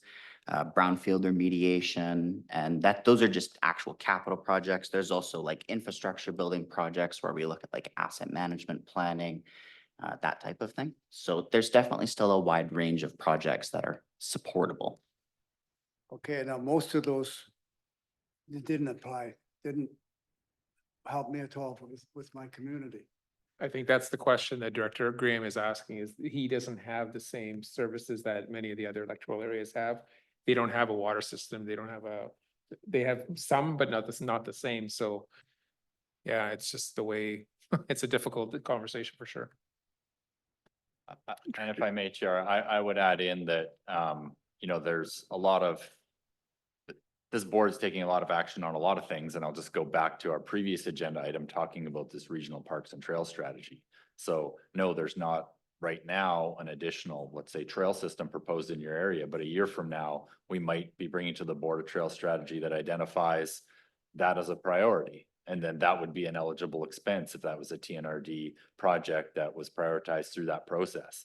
So I would encourage all the directors to think, long-term. It's the CCBF funding is not, does not disappear. It doesn't need to be spent each year like the grant and aid funding. So the larger it grows, the bigger project that could be funded by it within the eligibility requirements. So just food for thought. And I think trails would work for us too. Also, in that, and I think the Community Works Fund is to be spent within 5 years. So some of the issues that we were kind of foreseeing with that is that, number one, prior to, going into the next budget year, if you can foresee projects and make sure that we're putting on the long-term capital plan, the projects in your area. So the more forward we're looking and making sure those items are captured on the capital plan. So we have to be having discussions more than just 1 year out. So 5 to 10 years out. The other piece of that is if there is money, the way that the allocation is that we do internally to the electoral areas, you may end up with money in your areas and no projects to fund. So if you have $100,000 that you have no project to fund, and you're out of ideas in your area and you're hitting your 5-year timeline, what do you do? So this is where UBCM has nothing to do with the way that we allocate the funds to each of your electoral areas and how you're doing that. So you may have to work with the TNRD as a whole and look at putting that gas tax money into the pot that goes towards other TNRD assets so that it's not lost. Director Thorpe. So just to sort of recap this, my understanding of this is because we are having so many challenges with a lot of the things like utilities, water, sewer, everything like this, that UBCM has decided that we have to now deal with the less popular projects, like the things that don't get you the votes, let's be blunt. So things like water and sewer and the important, not so high profile things. So that is why they have done this, is my understanding. And I get it. It makes sense. We need to deal with the bread and butter first. My question though is, how are we going to get this message across to some of our communities that are going to be very upset with this change and may potentially blame us as a board or may blame us as individual directors? And I hate to use the word blame, but I can see finger pointing. So how do we as a TNRD get this message across, please? I can take a shot at that. How you explained it, I think makes sense. And just from my experience with the other 27 regional districts in the province, some of them have always so this has been going on for how long? How long have we had UBCM funds? It's been 10, 20 years, right? Some regional districts have never, ever distributed to electoral areas, and they just do based on capital projects, and the board makes the decision on how that's determined in a strategic way. It's based on their strategic plan. Some have allocated it the way we have. And unfortunately, we're the ones now that are having to deal with the change with UBCM. But to answer your question, sorry, say it one more time. I just want to make sure which Sorry, which part of it? just the end. At the end, how are we going to, as a board, get this across to our Okay, sorry, communities thank you. so that there isn't going to be finger pointing and blame? So I think staff can certainly help with that. And we've got Colton that could put together like a fact sheet, information sheet that we can share with all the electoral area directors and present the facts in a very consistent way, because all 10 of you are going to need to present this in a strategic way to make sure, because I know exactly what you're talking about. And I know there's other areas too that are counting on this funding. So it's not going to be easy, but at the end of the day, right now, we're just the messenger passing along bad news to the electoral areas. So we got to find a way, and we may have to go back now and change the policy on how we distribute this money. Because right now, as soon as we get that, what is it, 1.2 million that comes in every year for gas tax, there's a ratio on how it gets split up, and that's how it's defined. We may have to just go and start over again and build something that makes sense for the future. A supplemental on that, I could still see it working. What we might have to do is borrow from each other. If somebody's got a project that, it's theoretically. And that's in the policy now. You can Yeah, actually do we that can now. actually do Yeah, that. And I think that that might be the solution is we just get a little more creative with each other. It's very possible, yeah. Yeah, just a minute. Did you have a? No. Sorry, go ahead. Yeah, so Scott kind of captured what I was going to say, but really it's about your allocation and where Austin and I were kind of deliberating on this before we came here and saying, okay, what if an area who has lots of money, they can't fund a project, they have that money left over, their constituents could look at them and it looks like, because of the way we have the program set up now, that Director Thorpe's giving all her money to other areas and they wouldn't understand. So if you keep the allocation as such, where you keep getting excessive amounts of money and it makes it look like you're giving it away to other projects, I guarantee people from the outside, unless it really affects them, they don't get to the bottom of it. They don't research it. They just see what's happening on the surface. So that's what we're going to end up having to deal with. So you may consider, soon, or you may want to wait a year and consider changing that up. But I think that you're going to see the impact of that to the ones that have excessive amounts of funding. And the borrowing certainly is an option. It's just more administratively heavy. And you're operating like a bank. We have a bank, 2 different bank accounts at minimum, if you think of it that way, for capital reserves and operating reserves for 124 services. And we also have to track separately now on top of that, you're borrowing back and forth to different reserve funds. That's a lot of administrative work, which can be done, just takes time and resources, but it's something to consider if that's going to be starting to happen more frequently. So maybe the allocations need to be adjusted. The bottom line is, if you're working together to put money into the TNRD as a whole, as that's how you act at the board table, that's probably what they're trying to get us to accomplish. Director yourself. Thank you, Chair. Sal. No, all good. Thank you, Chair. I just wanted to clarify one more time. So is the framework that the UBCM is trying to push us towards is not allocating it to EAs and for EA director to make choices, but for the board to out of one pool? Yeah, UBCM just sees the TNRD as a one entity, and that's kind of how they've allocated their money and how they're viewing us. And in my mind, that's how they would prefer us to operate with those funds. Supplemental. Thank you. So I wonder if we should prioritize before that, we can't avoid it any further, but becomes a rule. If we should come up with a policy so that we're not, I don't think we will, that we'll fight over each other and, different EAs. What if it comes to one general decision, one lump body of funds, so that, to avoid any conflicts. Thank you.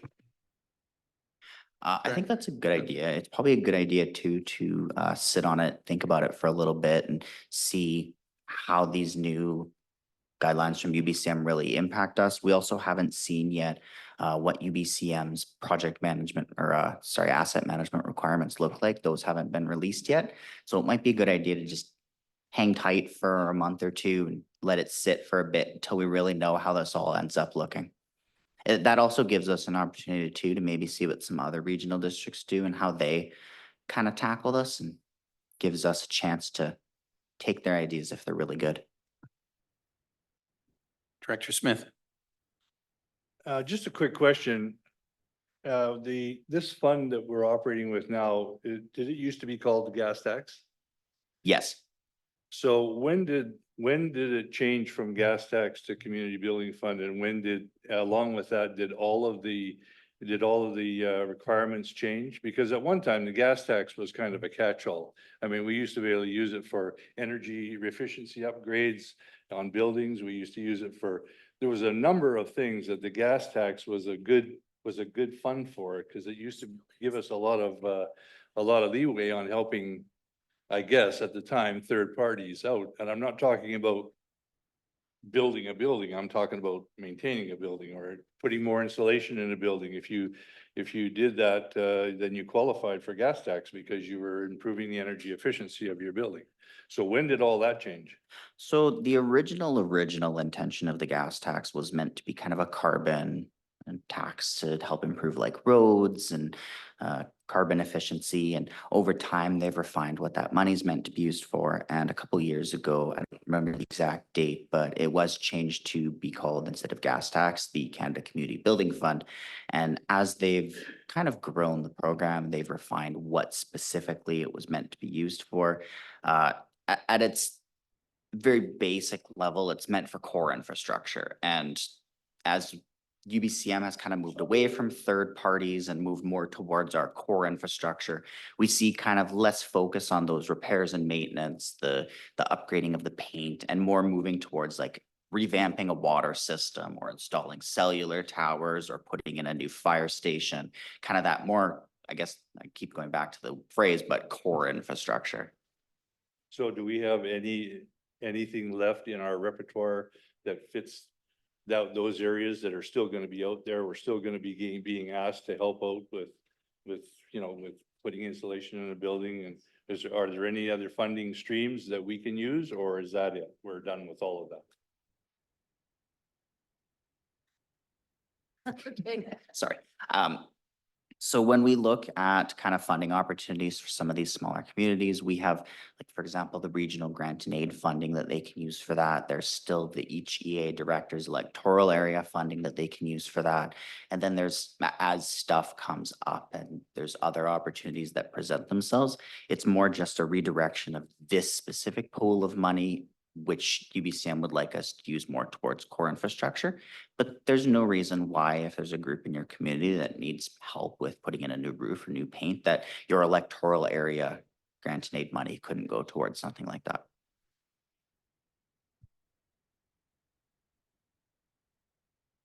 Chair, and if I just may add to that, and I appreciate Director Smith's comments, but again, the core infrastructure, the TNRD core infrastructure is also needed there as well. So again, we're just the messengers of this process that's requiring that we essentially focus on our own infrastructure first before we look outside.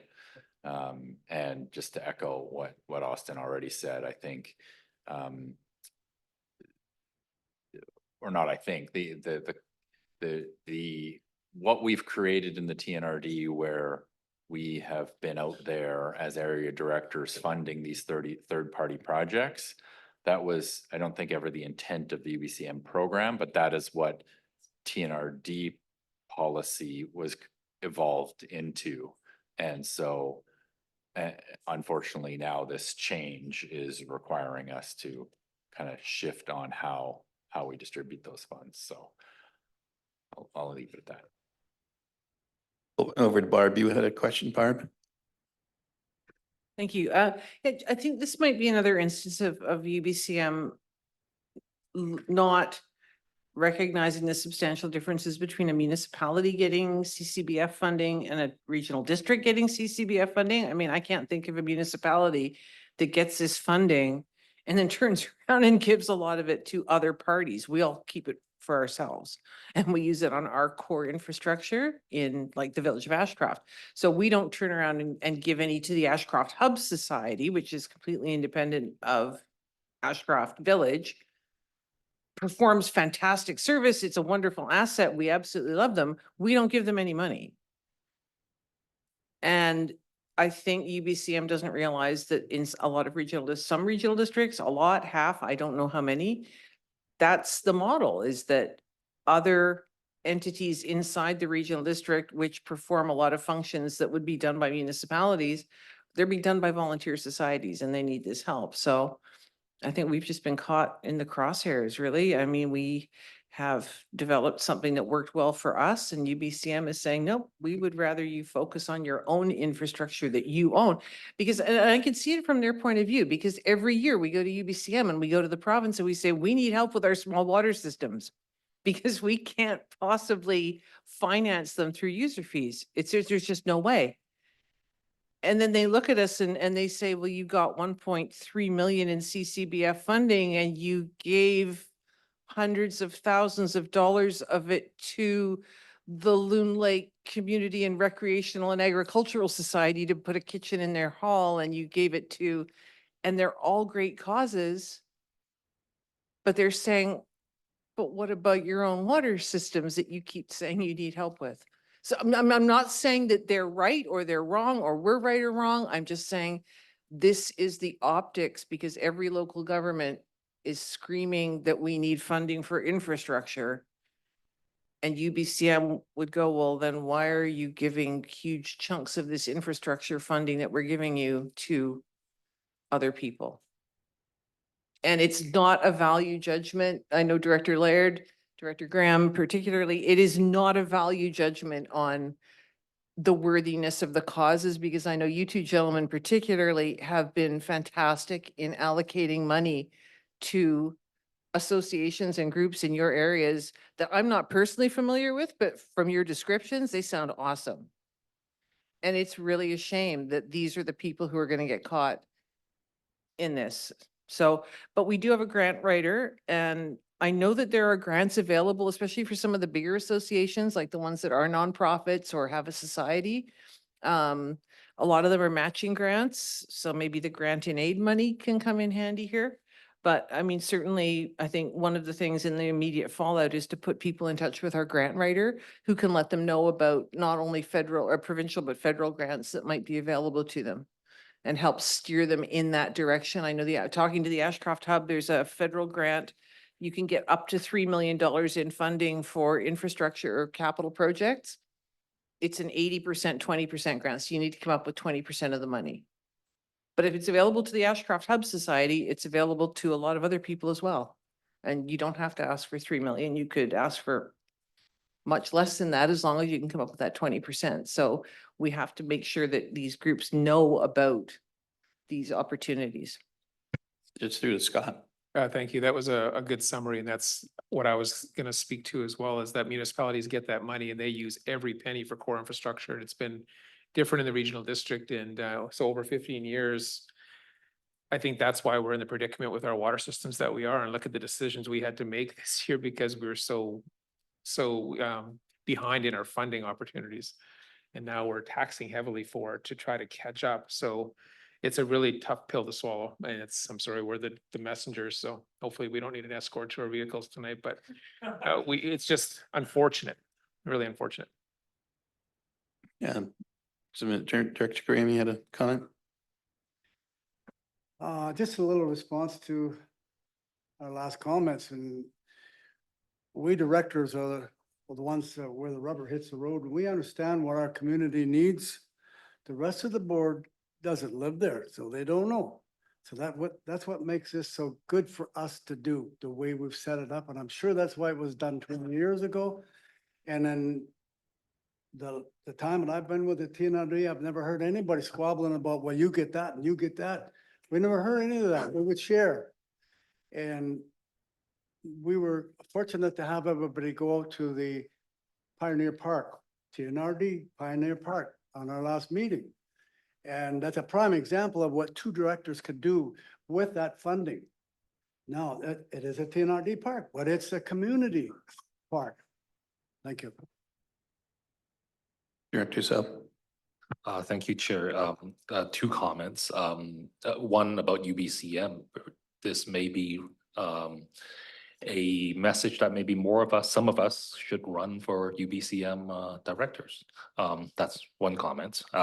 Second comment, talking about different grants available. I shared that email just within our EA committee, the Rural Economic Diversification and Infrastructure Program. They were able to, sorry, just opening that back up. District of Barrier got $1 million for a building refurbishment. Linton First Nation got a business development, $36,000 to business economic diversification. And City of Merritt's a lot improvement, just grading a gravel lot, got $500,000. Perhaps, Area B, that former campground, we can add, there's lots of money available.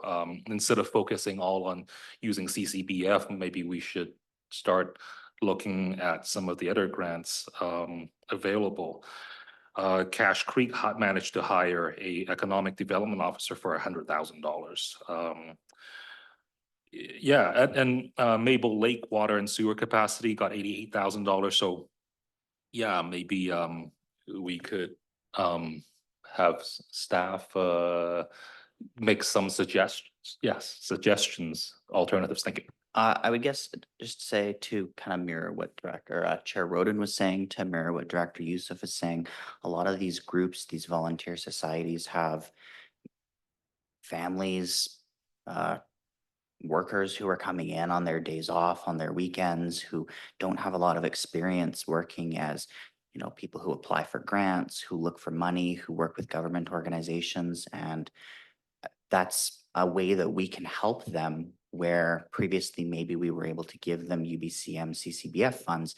Now maybe we can help them more in directing them to the resources that they can get money through other avenues, and providing that support for them in that way, where we have the experience and they don't. And it's every time you call them, you might get someone new, because it's volunteers. It's people putting in their own time who their skills lie elsewhere, and that's not their expertise, and that is our expertise, and maybe what we can help them to do. Director Morris. Thank you briefly, and Austin, on that note, that is where I was going to go. If the future holds some gaps for sure in terms of us being able to find the grants and whatnot that we need to do on projects we're unable to otherwise do, then I think we need to have more than one grant writer. Indeed, I think you're going to have to staff up for this. Is significant, and it's a competitive environment. Any of us that have had to put these things to place or not-for-profit societies, we know that. So if we end up going down that route, we better be prepared that there'll be a staffing requirement at a level of that we require.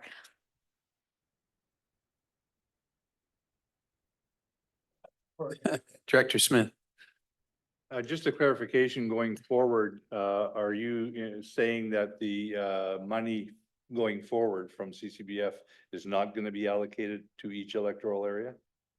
At this point, we're not changing how the board has decided to allocate the money. That's written into the policy, and we'll continue to follow the policy until the point where the board decides that a different allocation method or the way that we look at the funds needs to change. This is just passing on how UBCM is interpreting the funds and how they've passed it on to us.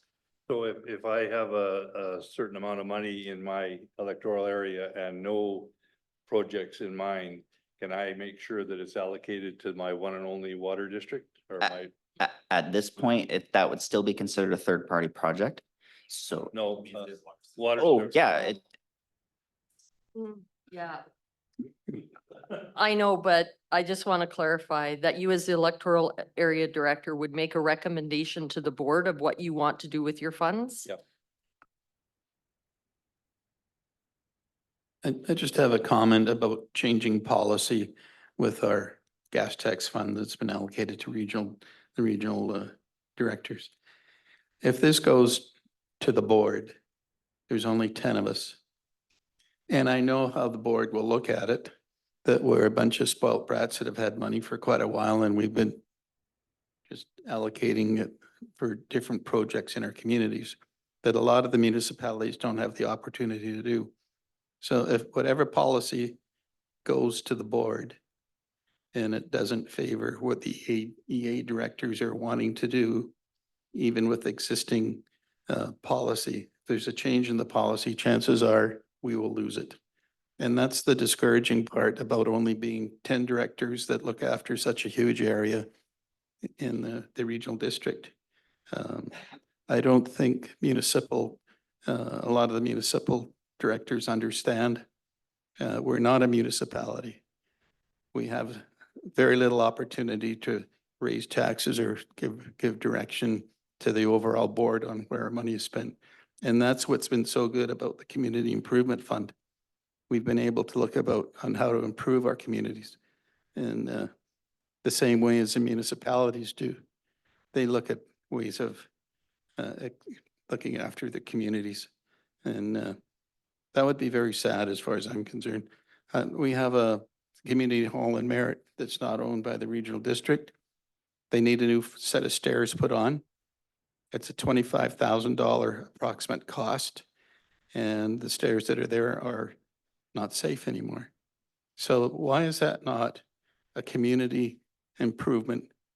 Why is that not good? If it belonged to the TNRD, they would have to do that. But because it's a community owned, they have to, we've never been able to, we haven't had that problem before until now. The other part that I'm having a hard time dealing with is because the water district in our area is not a TNRD water district, I could quite easily give them all the money that I have. And it would definitely improve the system there, but it sounds like it's fairly complicated now for me to support a water system in my district that's not owned by the TNRD. And maybe you could straighten that out for me. Chair Laird, I think on the water system, or the one you support, your waterworks, I think what we would hear from UBCM is they can tax their residents to fund it, just like we're taxing our residents for our funded water systems. That's what they would probably tell us. And am I wrong? Like that's, I think, exactly what they would tell us. They have no ability to ask for grant funding from the provincial or federal government because of they're in a improvement district. They have no ability. They had no funding available, where the TNRD got $1 million+ to put water meters in all of their water districts. So When what you're in an what I'm saying, improvement, sorry, I should have said user fees. So what are their user fees? I assume everyone has a user fee? yeah, I understand that, but they have That's- no ability, like the TNRD Yeah. water district does, to apply for grants that are coming from the provincial government. And And if they would, I'm not arguing that fact. I just saying what they would tell yeah, us. they already do that with their, but that's the difference between a utility that's not owned by the TNRD. They have no opportunity. They always ask me, where can I get funds? Because there's still opportunity for under a TNRD operated utility to fund anything that is available from the provincial government. Go ahead, Joe. Just on that question. So if your water system has no way of funding it, what do those people do? Would they then come to the TNRD and say, we can't fund our water system, so we want you to take it over? And then the TNRD has the cost factor? Is what happens there? Just make it. At this time, the Lower Nicola Water District has no interest in being part of the TNRD utility. They're quite happy working on their own at this time. I don't know whether they'll get to the point where they actually require TNRD involvement, but at this point, they're not doing that. Greg and I were just discussing, we believe that the water, the Lower Nicola water, what's the technical name for it? The Sorry, the Lower Nicola Waterworks District Improvement District. So yes, I am not as familiar as I would like with the legislation governing improvement districts, but certainly they're in a different category than, say, a private system would be, or say one that was put in for a subdivision. So there are different rules that would be in place depending on exactly how the governance arrangements work out. I'm sure that they understand that. They know where they're at with their, how they govern themselves, collect funds.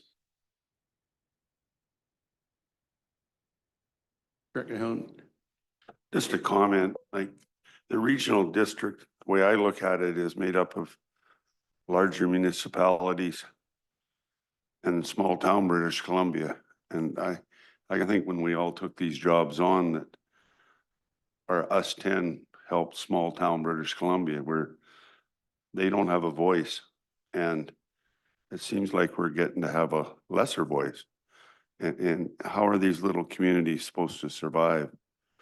I'll just use the Pritchard Community Hall and rodeo grounds. This is like your Merritt one. It's the heartbeat of Pritchard. I mean, that thing goes away, it's just another desolate little town. And I never want to see that. I don't think any of us do, but I think we're going down the wrong road. I know it's not our choice, but. I'd just like to make a comment about the funds that Director Graham and myself gave to the rodeo and the fall fair. We put up $130,000 to each of the two separate groups, and it reinvigorated them. $130,000. They've been very they've spent a lot of time and effort, more so than they have in the past few years. So it was a small amount of money, but it changed the attitude of the people that were looking after and running the rodeo and looking after and running the fall fair, which neither of those buildings, if they belong to the city of Merritt, which they don't because they're private held by the societies, it would be a huge tax increase to the city because they'd have two very large community buildings to look after. The way they run now, it takes very little money, but it does make our community, and it just seems a shame that we're looking at changing how we're doing things. Director Graham. Well, it seems to me that it's a good thing that UBCM is coming up here in a short while. And I'll probably spend most of my time trying to find out why they're making these changes.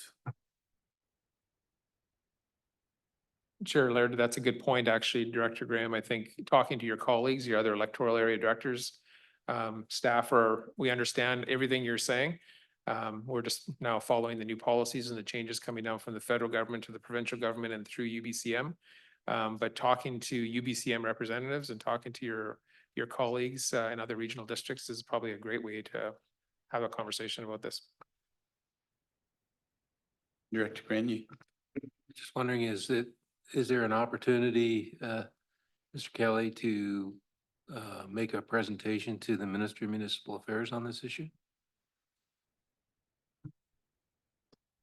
Yeah, thank you, and through to Director Grenier. Unfortunately, our topics, certainly with the minister, have been confirmed, and so we aren't really able to add last minute additions. I think this is certainly something that we could bring up more informally with staff, and certainly keep it on at the top of our minds going forward.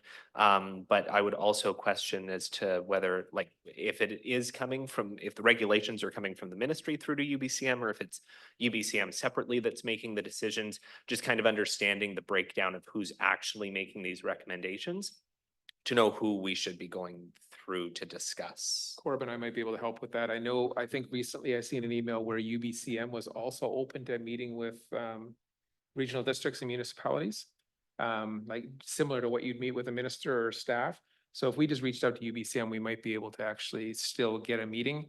If not, we can work through the staff process for sure. And just supplementary to this was a primary topic at the FCM in Calgary, where they were being corrected from the floor to change the word municipality to regional districts and municipalities. So there was a recognition at that forum that somehow regional district issues were not being considered. That's right, because that's where these new changes were actually presented by the federal government at FCM, and then it went down to the province, which now UBCM administers. So that's why it's going through the process. You're right. Is there any other discussion around our Canada Community Building Fund?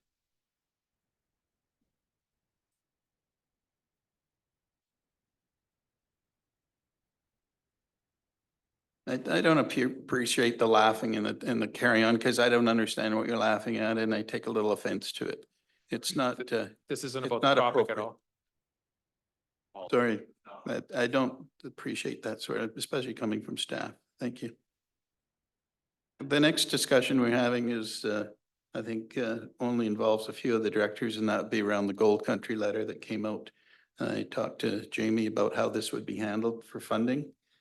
From what I understand, if any of the directors want to participate, they can take their money from discretionary funds for 1 year. And if we want to consider continuing it, we have to have a discussion and have a number put in for the 2026 budget if we want to continue funding Gold Country to the amount of money or what they've asked for from us.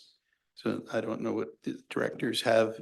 I talked to a couple of the directors, but I don't know how the other few directors feel about Gold Country. Well, I'd be very curious to hear what other directors have to say. I was approached with a $2,000 or $3,000 package. I went back to Gold Country and asked them where these geocaching things would be and how it would assist the tourism and recreation businesses in Area J. I'm thinking particularly of Lac Lejeune that we all visited on the out of town meeting. The Lakeside Country Inn in Savannah is now under new management, but I haven't spoken to them directly. We don't have a lot of restaurant facilities, but there is one in Lac Lejeune, there is one at Tobiano, and there's a coffee bar in Savannah. So I haven't got quite clear direction on that, but the $2,000 to $3,000 number is substantially different than the 30,000 plus number that we've been paying every year before. So I am truly interested to know whether we can get our money's worth out of geocaching for 2,000 to 3,000 relative to those businesses. I think there's possibly an opportunity there. And Herb and I had a discussion between ourselves because we were the first area directors that pulled out of the original Gold Country funding. We both feel that it would be interesting to find out, we do it for the first year and find out whether or not they'll actually spend the money on upgrading geocaching. The one thing I caution is I'm not sure how much debt is left at Gold Country and how it's to be paid. I don't know whether we can find that out or not before we put our funds forward, but maybe we can allocate how the funds are to be spent and ask them to report back on how the spending is. I'm not sure how that works. And I guess, Director Smith, are you participating in the $3,000? Director Thorpe, are you participating? Yeah. Yeah, I've decided to stay and basing it on the amount of geocaches that we have. I can't speak for Gold Country, but the last time I was at one of their meetings, it seemed like financially they were okay. The other thing is that I didn't drop out of economic development. So I still have money set aside for a little while to take care of that if I chose to do so. But I definitely am going to stay in, and I think that they have gotten rid of a lot of those pie in the sky ideas, and they're back to focusing on the basics that hopefully will encourage tourism in the area. Do any other the directors that want to be involved? Gold Country have anything to say? You count me in for sure. It sounds like the directors are interested, so maybe Jamie could explain how we can do this. Sure, thanks, Chair.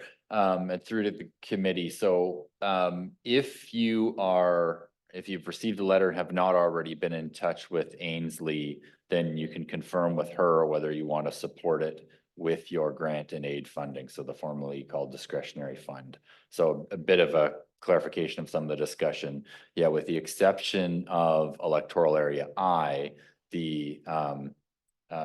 well, I guess no, I, A, and B are the only electoral areas that have an economic development function that still exists. So the board direction earlier this year was to end the economic development function and transfer those funds into either refunding the taxpayer or into the discretionary fund, the grant and aid fund, with the exception of I, A, and B.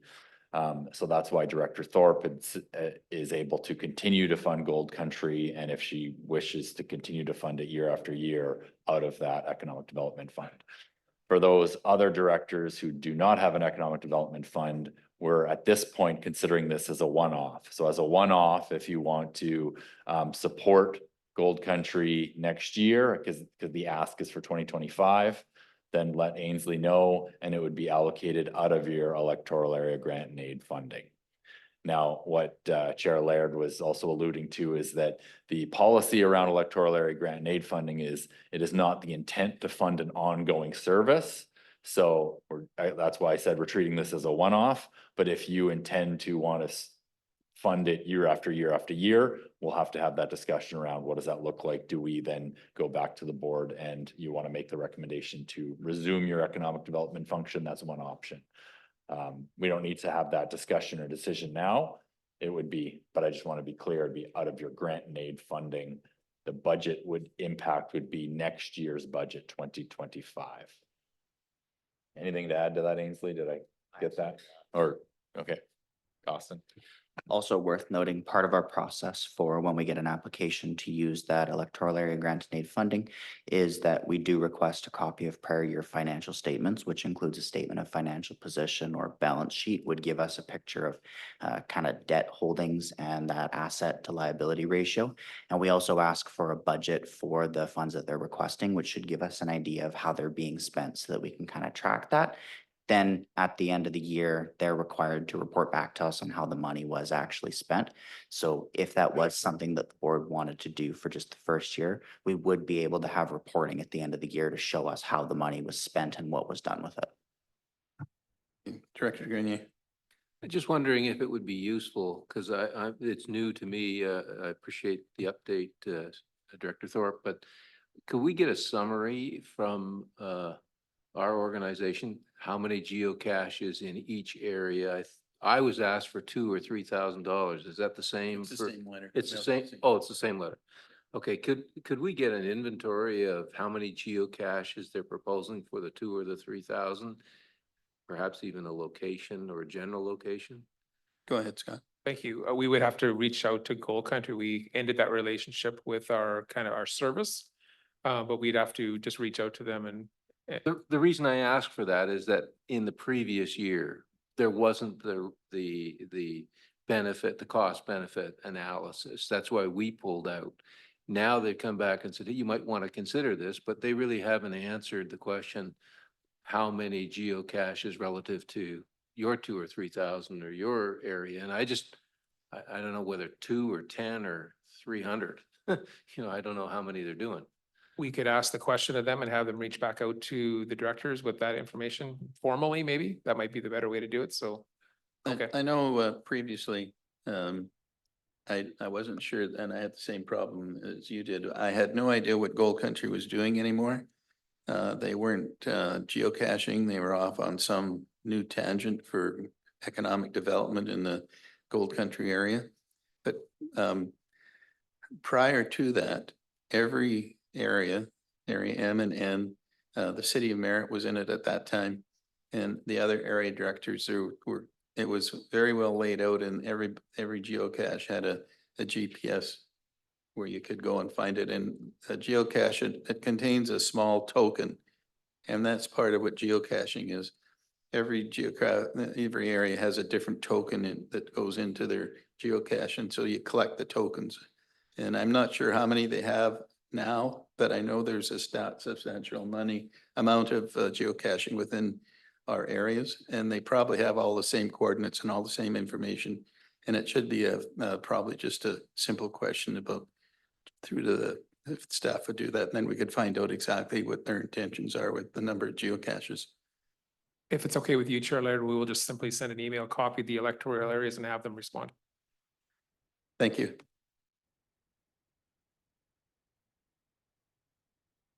Is there any other business that we wanted to look at today? Yes, Director Rainey. Okay, this is kind of coming under the round table, and I know okay, that's great. So I just want to update everybody. I've had a lot of complaints on the Thompson-Nicola Cache Creek Road over the weekend. The washboard is just horrendous. Spoke to Modi, spoke to Argo.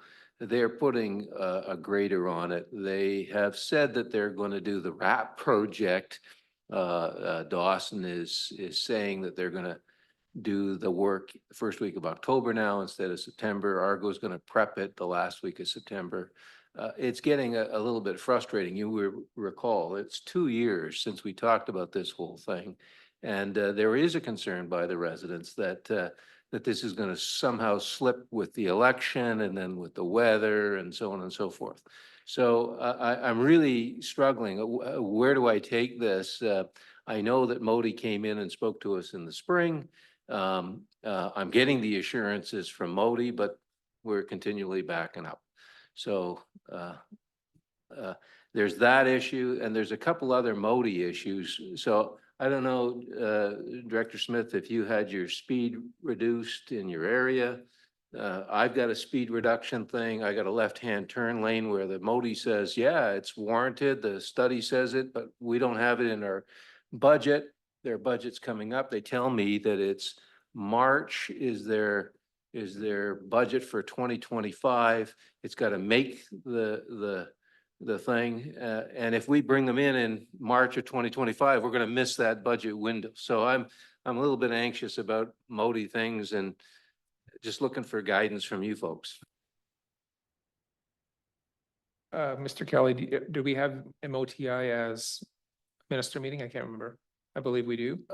We sent in the request. It was the one of the regrets that we received. So we aren't able to actually meet with the minister directly, which I don't know that's a bad thing. He's not going to be the minister after October 19th. He's not running for re-election. So we're But yet staff? to have a confirmed staff meeting. Those will be confirmed next week. And if that is the case, then this is certainly something that we can add to the briefing note. But I would also add that I think this is, and I know that Director Grenier, you're not part of the Policy and Governance Committee, but today I brought forward a framework specifically on advocacy and how we can sort of take our advocacy beyond UBCM and making sure that issues like this and like the RAP project for Trunk Hill Chris Creek Road are continually brought up through the ministry and you know, that we're making sure that we're being cognizant of the timelines in terms of budgetary deliberations and that sort of thing as the province preps for that essentially a year in advance. So I'm not sure if that meets expectations. I know we don't have another meeting now until first week of October from a TNRD standpoint. All that we have is UBCM left. So we can try to queue that up with staff meeting if we do get that confirmation. And like Mr. Kelly said, we should have that information this week and then hopefully be able to have a chance to pull them aside and ask them these questions. It's probably Steve Surratt. Is it Steve, I believe? I was talking to Sam Pantaleo, Yeah. but he was telling me, oh, good timing, your request on I seen that, the speed reduction zone. We just met with them yesterday and we're gonna do it another month and it'll come back in. And I'm thinking, wow, lucky. And then on the left turn lane, which they were speaking to us in the spring, study was done in 2019, supported a left turn lane. Oh, we're gonna go redo the study in order to go in for funding. I said, how did the redo of the study go? Oh, we didn't do that. We already recognized we have to do the left turn lane, but we didn't get our funding for the left turn lane. The next opportunity to get the left turn lane funding is no later than March. So it's frustrating when you're communicating what they told you before. And then people saying, well, what's the update on the left turn lane study update? Well, it didn't happen because they don't need it.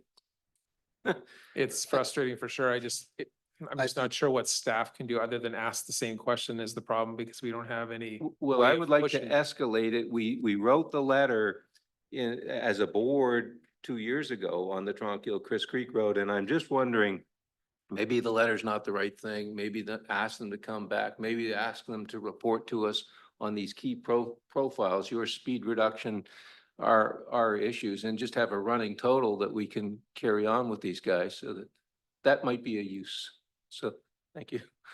And so just from a word of advice, then that would be maybe a new business type thing for the board because whatever's decided here technically needs to go to the board for a kind of the execution of that. So tomorrow might be that day to actually ask that question. The thing is that we don't control our roads. The municipalities control the roads. So they're not. That's the hard part. Yeah. Exactly. Hear you loud and clear. I do feel that if we get an opportunity to meet with staff, that we reinforce what our requests have been from the previous year. I know I have an item at Aberdeen Road in Lower Nicola that they guaranteed would be happening in 2025 in their budget to repave. Obviously, Director Grenier has an ongoing issue that is basically talked about. And I think if we put a letter in and include anything that the area directors want to talk to highways about and talk directly to staff, because as we know, the political field is changing and we have no idea where, but the staff will always be there. So I think it's just as important to talk to staff as a minister. Yes, Bart. Thank you. I'm 10 minutes late to the party and I really apologize. Geocaches. I'm just going to sneak this in here. I can send everyone a link to the Gold Country Geo Tour 2024 edition, which is an awesome, it's all online. You can look at every single one of their geocaches. There are, unless my math is crap, which it might be, 159 geocaches spread around the Gold Country area. 11 of those appear to be in area J. So Savannah, and then they differentiate between Savannah because that's a recognizable place, like a place, and area J. And just to speak to, you know, the cost benefit analysis, impossible to say. But the idea is that people come in and they don't just do the geocaches in area J. I mean, they might just do all the geocaches in Clinton, for example, because they happen to be in Clinton. The idea is to attract people to the TNRD on the theory that a rising tide floats all boats. So if people come through area J and do a few of the caches there, and then they continue on and they spend money in Clinton or they spend money in Logan Lake or Merritt, that's good for everyone. You know, we're getting more people to come to the area and maybe they'll come back, maybe they'll spend more time here than they planned on, you know, who knows? But anyway, if you want, I can send everyone the link to the edition online, which shows every single one of the geocaches. And it's exactly like getting the geocache book. So you get the write-up, the historical write-up of the place as well. So it's a fantastic actually document. And I'm not just saying that because I wrote 15 of the descriptions. Although maybe I am, but no, it is an awesome, I use it all the time for reference. It is a fantastic reference book to our whole region. There are tons of fascinating places. So I will send everyone the link if you'd like to see that. Chair Laird, is that kind of the same thing that we asked staff to do? Are you happy with that? Because that gives you the detail Well, you need. I don't know. Is the director's happy with that report from Barb? The last time I asked Gold Country about it, we had 2 geocaches in area J and we were funding substantially more, 10 times more. So I'm delighted to hear about 11. I think that what I would like to see, for instance, with the Lac Lejeune facility now open, might be useful for them to have a geocache somewhere in the Lac Lejeune area, and that input might be useful to Gold Country. You know, tying it to facilities and restaurants that people can buy. And I get the point, working as a whole TNRD. I get that point too. I think if you, if you buy there was 2, you could buy a $2,100 or $3,000 membership. The $3,000 membership gave you a seat at the board. Yeah. Wow. And that's where you would take it to do that part. Did we get the highways and any sorted out? We know where we're going with that. I don't remember if we finished that. The follow-up would be reach out to Modi staff for a meeting. That's what we're going to try to do at UBCM.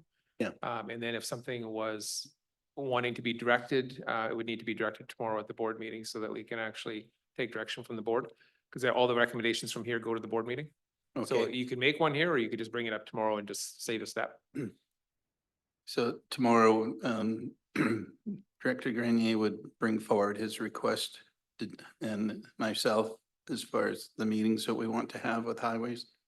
Yeah, that could be new business if you'd like to do it that way. Yeah. Greg, you're fine with that. Thank you. Yep. Director Hooten, sorry, I missed. No, that's fine. Just experience in dealing with government earlier on this year, Corbin, myself, we met with the Deputy Minister of Agriculture over some issues. And I seemed to get, or felt coming out of that we made more mileage with her and her staff than we ever did with any agriculture minister of all the parties that we've ever met with, that I've met with over the years on different topics. Because they change like a roll of toilet paper, especially in the ag department. And I hope it's going to be different in this forthcoming government. But meeting with the minister, I don't know if it's always, depending on who it is, makes as much good as meeting with the staff underneath. I thought you and I had a good meeting that day. Not that we got anywhere, but. It was a good meeting though, right?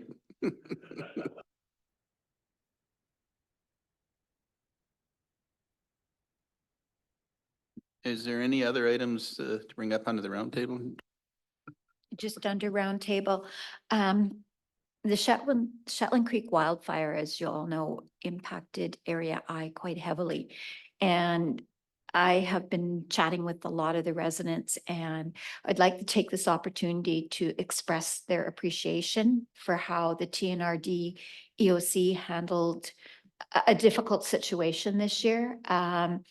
Everybody was really pleased with how unique needs were met and the personalized touch and the communication piece.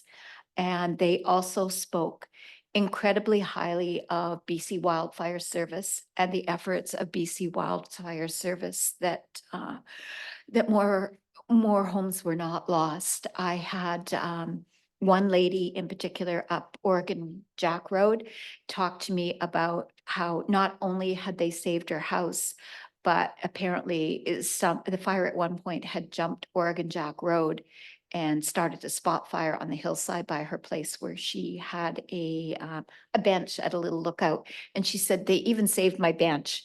She said there was just a little bit of a char on the leg of the bench. So I would like, on behalf of my residents, to express our extreme gratitude. Thank you. Any other items? Thank you. I would just like to bring to everyone's attention that we still have the issue with the tiny house warriors in Blue River. They have not gone away.